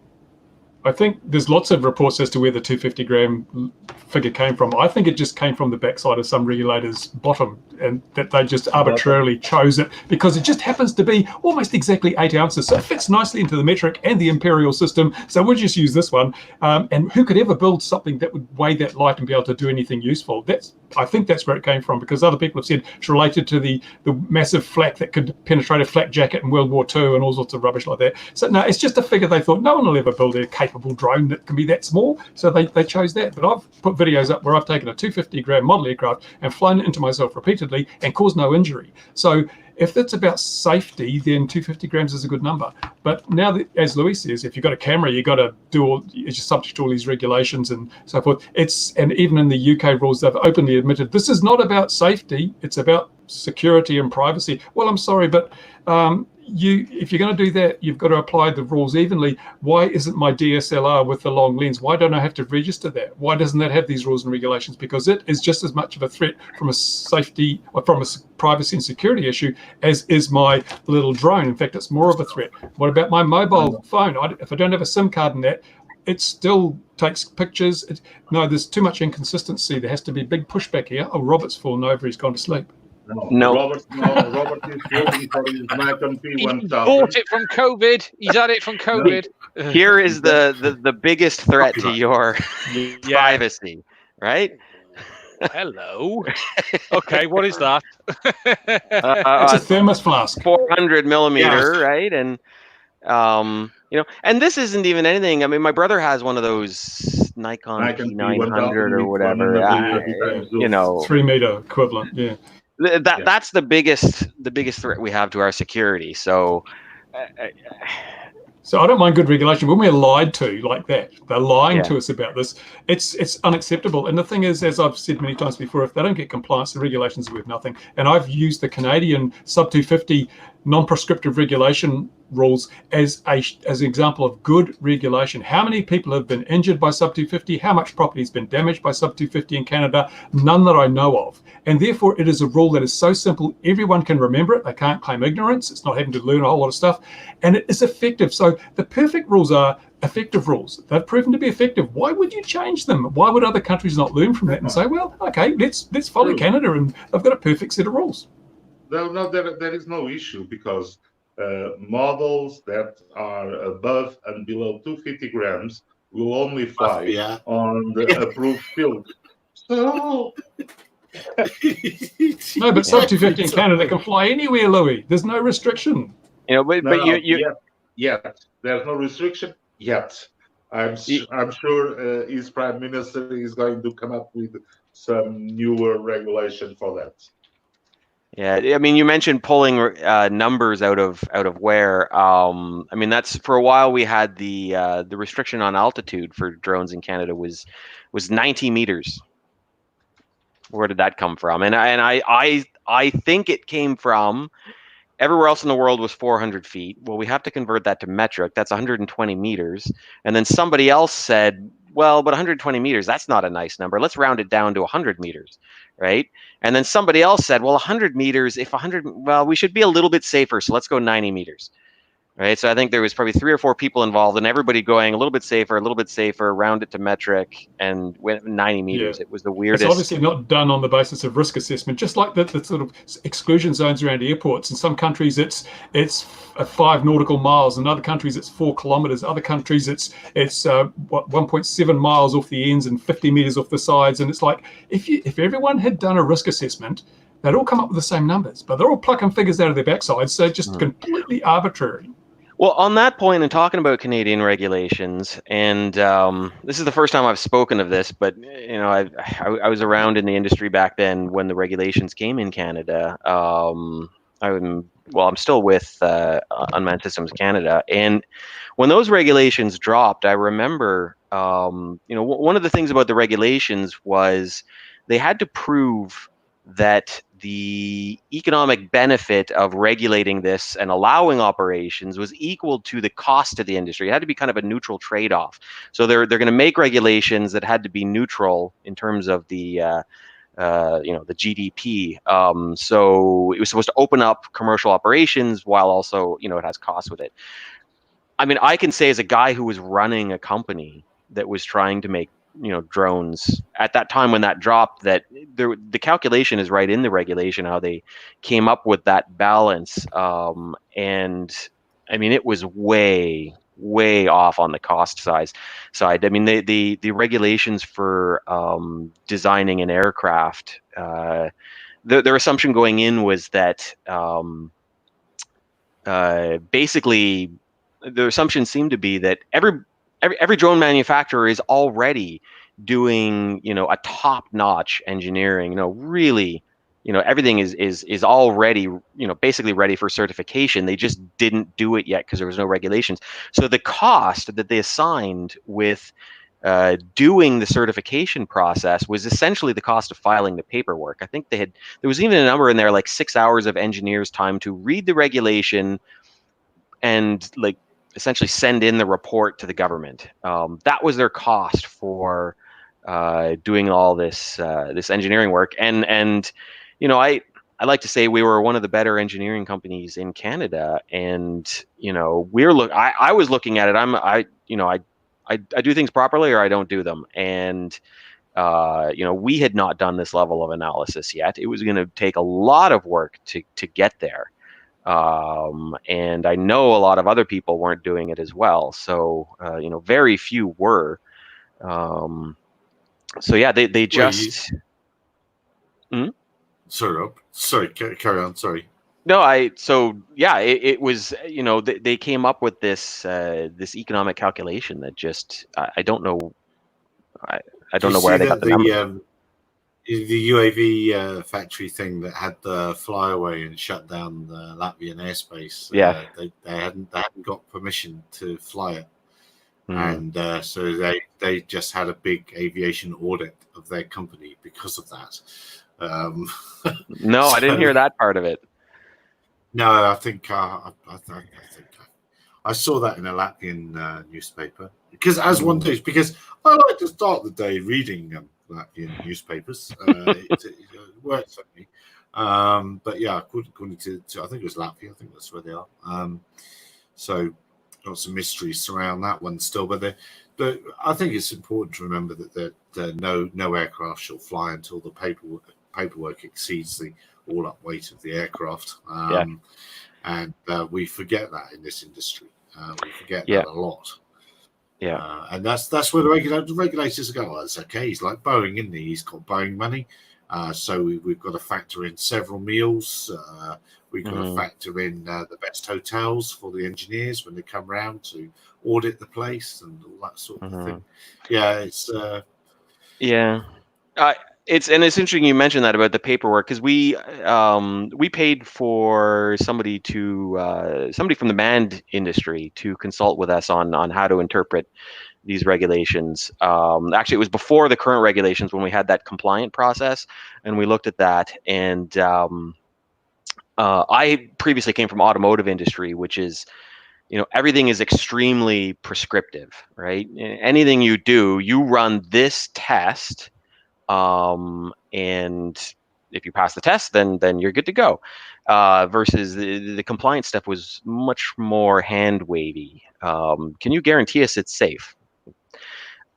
As a very responsible engineer, I'd be like, gosh, that's hard to do. How do that's going to be a lot of work to guarantee it's safe. Other people, yeah, sure. And to that point, the Canadian regulations. So after I left Novarial, somebody at Novarial declared the Procyon fit to fly over people, and the government accepted it. And I'm sitting here now, and I understand what I'm saying. Libel laws, it is not safe to fly over people. It never should have been accepted, and that is a failing of the regulatory environment in Canada. I have no idea how that happened. It should never have happened. It could almost be like some sort of big airline company that could build an airliner that could have a computer on board that you then don't tell the air crews about. And but don't forget, regulations are not always about safety. They're mostly about covering one's ass. And so the regulator only has to be able to say, it wasn't our fault because they didn't follow our directives. And then the regulators are happy. They just want to make sure that they're not in the firing line. Yeah, I can't disagree. The thing is how much do you pay to get a correctly done SORA assessment? So if you do a standard operational risk assessment and deliver that, and there is a small cottage industry of people that their only job is to produce SORA reports for companies, and it's not nice to know what are their fees. But you can almost ensure that SORA assessment will be approved by any regulator around the world. But that's only because they can line up all the bits of paper that you've never heard of. They know they need form this, that, the other. And does anyone actually read it other than going, oh yeah, they've got this, that, this, that, and the other. Must be all right. Yeah, the company that I worked for, or the company that bought Novarial, they had another unit called Easy SFOC, and that's what they did. Is you would go to them, and they'd give you all your SFOC paperwork, and that was sort of besides the point of what doing the paperwork was. Is doing the paperwork kind of tells Transport Canada that you have a clue what you're doing.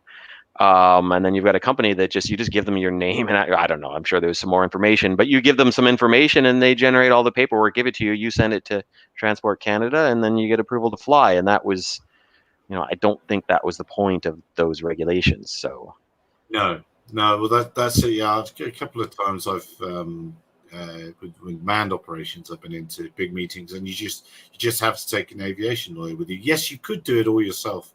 If you wanted, but they just go, oh no, you need this, and they cost a fortune to sit next to you. Somebody sits next to you with 2 or 3 correct answers, which you would have no idea about. It costs you a fortune, and then boom, down comes the rubber stamp, job done. And yeah, no, so I don't know the safety cases. I don't know why I had to know whatever it was. There's one of the things they always say about aviation is the rules and regulations are written in blood. So there could have been some important safety thing that I never knew about, but we just got the job done. So yeah, often I've thought, what was the point of this entire process? End of the day, it's the time that you save on a company to hire one of these guys, and they correctly put their fees on the tipping point of they know how much one would Yes. take to go by themselves, and they assess the fees to be almost there. Yeah. So, and to bring this back around to the wider UAV industry and and the struggles of it and what's happening with urban air mobility and all that kind of stuff is is Silicon Valley running smack dab into an immovable object, and a lot of people don't get that. I think a lot of people thought they could either we'll just ignore the rules. Uber's essentially getting away with it, right? That seems to be working for them, but the aviation regulations, they're complicated and they're rigid and nobody's moving. And so there's a lot of companies that just run into that. I think Uber seems to get away with it, but I don't know about how it is in Portugal or New Zealand or even England. But here they have to get a taxi license. You can't just become an Uber driver. You have to. They go better be sorry than ask permission. So they say, "Oh, sorry, we didn't knew that." So that being said, my best experiences have been in an Uber. Whenever I have to call a taxi, I'm absolutely terrified by what I'm going to get. At least where I'm at in Canada, smaller towns and stuff, some of the taxis are just absolutely terrifying. I mean, they wouldn't be fit to be used in Africa. Just really bad, some of these things. So you can't. Sorry, and you can't dodge as you're saying, you can't dodge the aviation stuff. And Uber's probably doing its calculations based on what it's got away with in the automotive industry, and it just won't fly, pun intended, in the aviation world. And you can't say that your air taxi is going to do 5,000 hours when you haven't built one and build your whole cost model on 5,000 hours. You haven't built one yet. It's not even flying.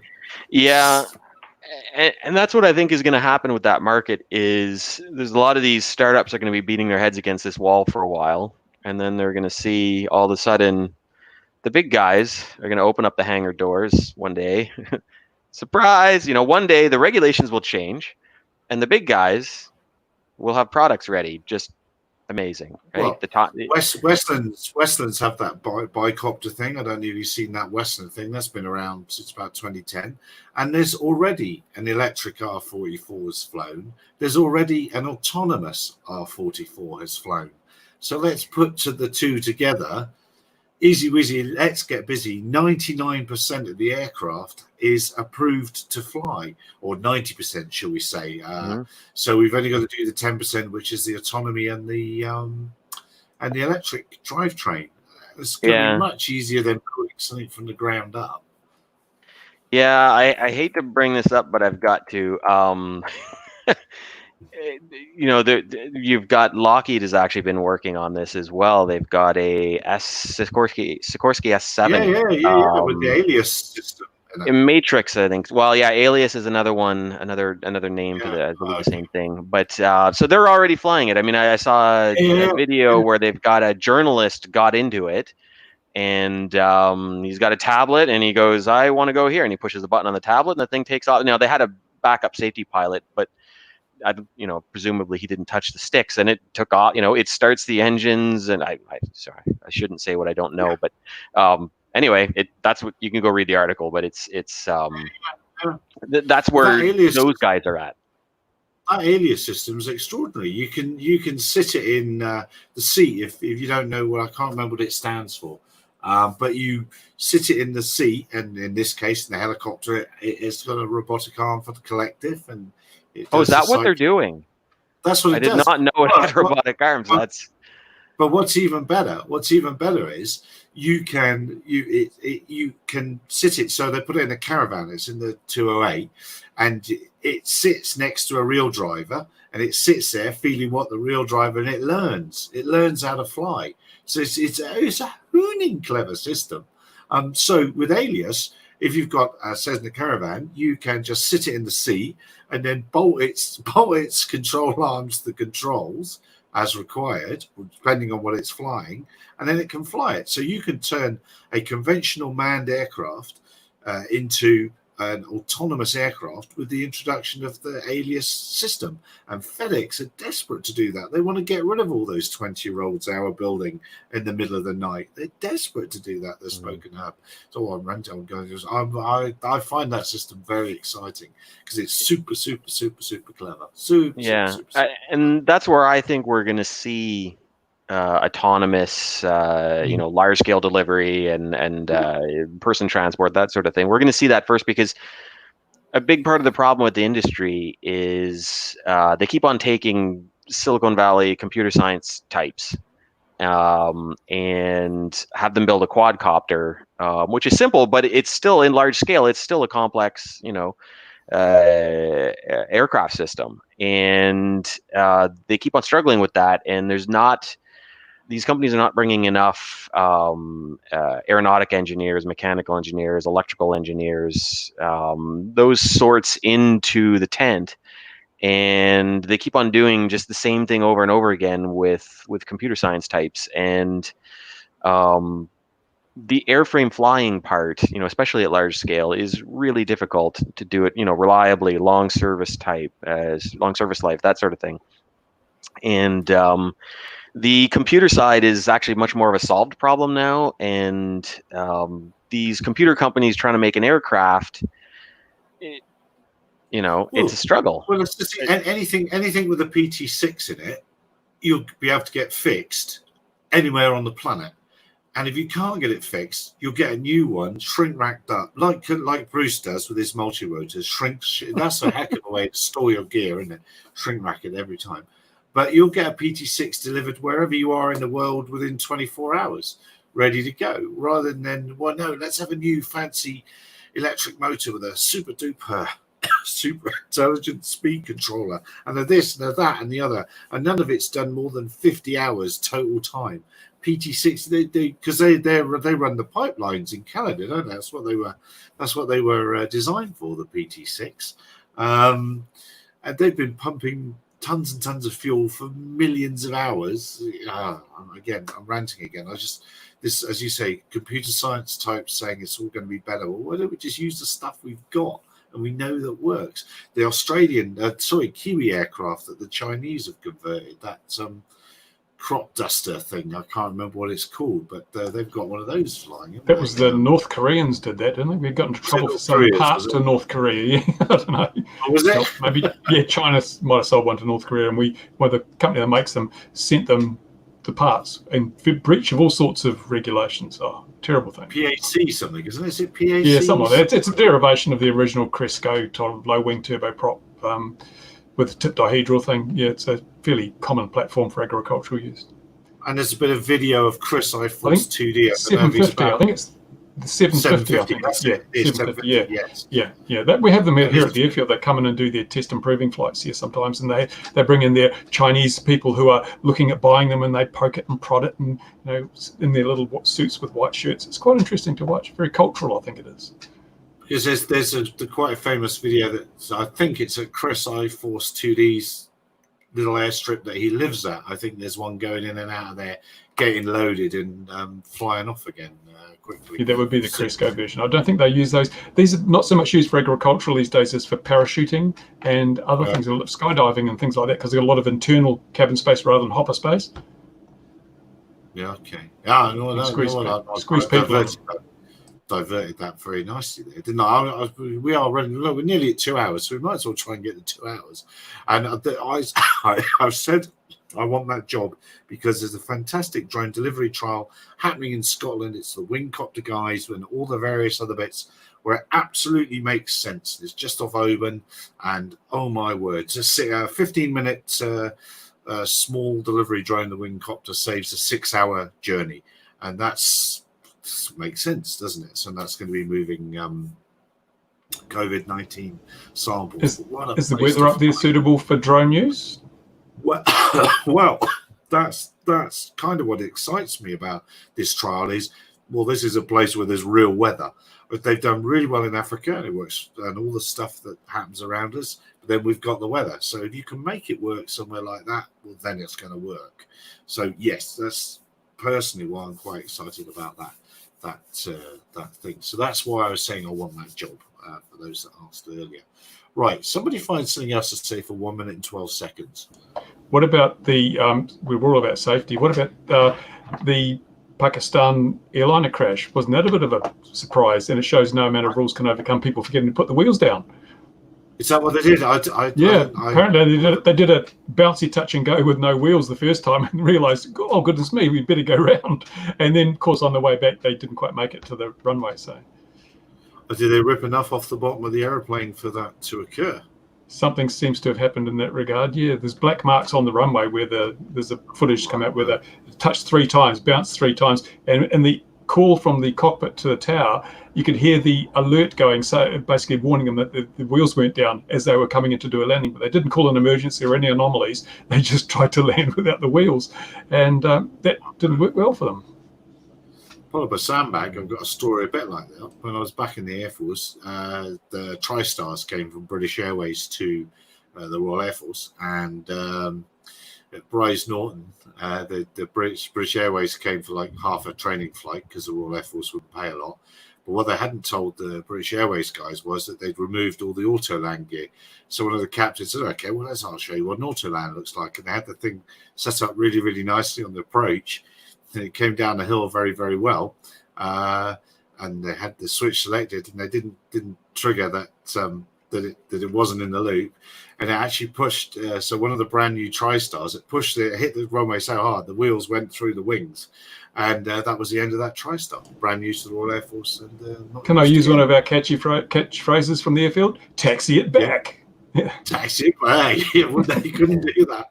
But it seems apropos to mention at this point what you're talking about. I don't know, maybe you've already talked about on this channel already, but the Boeing situation, and Boeing is getting crucified over the whole thing, but there was a not insignificant amount of human error that led to the whole thing as well that's being completely glossed over. And I kind of feel bad for Boeing because I think they human error. Well, they're not telling the crews about it and not certifying the training for it, or so those things were not bad, but the reports that I've seen was that so the second one that went down, if I remember correctly, so the crew that was in it had so it all started with actually a defective angle of attack sensor that was repaired, but then was miscalibrated and installed miscalibrated. So there's a human error, right? It wasn't. I don't think it was a Boeing personnel that did it. It was done locally.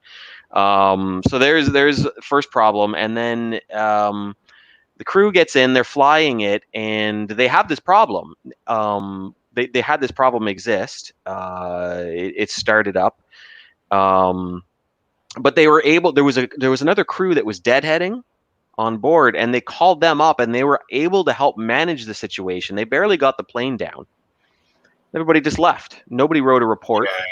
Next crew comes on, right? And so the problem, they were talking. The stick shaker was going off. Everything's wrong. They didn't file a report. Nobody warned the next. I mean, the plane never should have taken off again. From the reports that I've seen. And then the next crew comes in, and without the benefit, I guess hadn't been trained, and that they didn't have they didn't have that extra support from the other crew. The plane never should have taken off the second time. That's what I read. So, and nobody talks about this stuff. I mean, I was working at Ford during the Firestone tire recall days, and Ford got crucified for that. I don't know if you guys recall that. It was mostly an American thing, but tires exploding on fire on the Explorer, and so those tires, what nobody talks about is okay, so the tires were manufactured at the bottom end of the specification. I don't even think they were outside of specification. They're at the bottom end. And then Ford had recommended a low inflation pressure, about 24 PSI, I think, on the Explorer. To solve a couple other issues, they recommended a rather low inflation pressure. That was okay. It was okay until nobody in America checks their air pressure. So when you start at 24, it's not too long until you're at 18. And then you head out in Texas or Florida in, 35-degree weather, and you're exceeding the posted speed limit for a long period of time in underinflated tires. Eventually the thing lets go. And then even if they did nothing, if they just released the steering wheel, the vehicle would have just off to the side of the road and nothing would be fine. But they do exactly the wrong thing. They jerk the steering wheel and flip it over and crash. Nobody talks about the human factors that played a role in that. It's always the big companies that get crucified for it. So it's human factors is kind of missing from our world, our drone world. Really, it's not really in the training. It's not. Yeah, and it's an issue. It is in some countries. I've seen in Canada. I think they built some human factors into the getting your drone pilot thing. I think like how many hours from bottle to throttle, that sort of stuff. But the thing that I find interesting with the Boeing thing is who would build a system that relied on a single angle of attack sensor when it's such a critical component? Yeah, and especially because you already have two, right? There's two there. I don't understand that. But I won't comment on that. That's where once you've got enough money, you can cozy up to the regulator. That's the real problem, isn't it? You can cozy up to the regulator and say, that's your, is it safe? Oh, yes, safe. It's fine. It's absolutely fine. And that's the worry with Amazon, Google, and all them being basically tied closely to regulatory reform and the drone area in the USA. Yeah. They're going to dictate the rules which are best suited to them. And money is the bottom line as far as I can see. It's not safety, it's bottom line money. Unfortunately, they are going to dictate those. Those rules are going to get in place everywhere. And then they're going, oh, yeah, actually, it did cost too much to get it all certified. And, it's not as good as we thought it was going to be. So we'll just walk away from it. They'll walk away from it, and we'll all be left with the terrible regulations, which they won't undo. That's my prediction. And but we'll just ignore them anyway. Maybe. Look, we've gone over 2 hours. It's time to go. I've got to go to bed. Got meetings. Got things to do. No, I haven't. I'm making that all up. Making myself sound busier than I am. Gentlemen, thank you very much. Rob, what an honour to have you on board. All right. Thanks for having me. It's fun. Ian, Louis, and even Bruce. Thank you very, very much. It was an honour to have Rob. I want to add that as well. It was great to see him. Thanks. Maybe less than credit cards or something. Sorry? What's he doing? He's all about the bling. Is he like gold chain? The slow boat from China, and this is for Ian and Bruce, just brought me the... It's covered in COVID. No. The upgrade for the Jumper T16 for the USB-C port. So still covered in COVID. Oh, my God. No. Mine's already upgraded to USB-D. I'm well ahead of you, Louis. It died during the way because it took almost 3 months to get here. So sealed bag. To AliExpress. Every parcel I've had for the last 3 weeks has been bathed in sanitizer before it even makes it into the workshop, let alone anything else. It's a strange world we live in now. It is. It is. And on that, it's a strange world note. Dear viewers, wherever you are in the world, be safe. I hope things are going well for you, whatever situation you find yourselves in. We'll see you again at 2100 GMT next week, when we will no doubt find some other nonsense to chat. Look after yourselves wherever you are. Now's the bit where I have to do the 2 buttons. Cheers for now. Bye, everyone. 1 button, 2 buttons.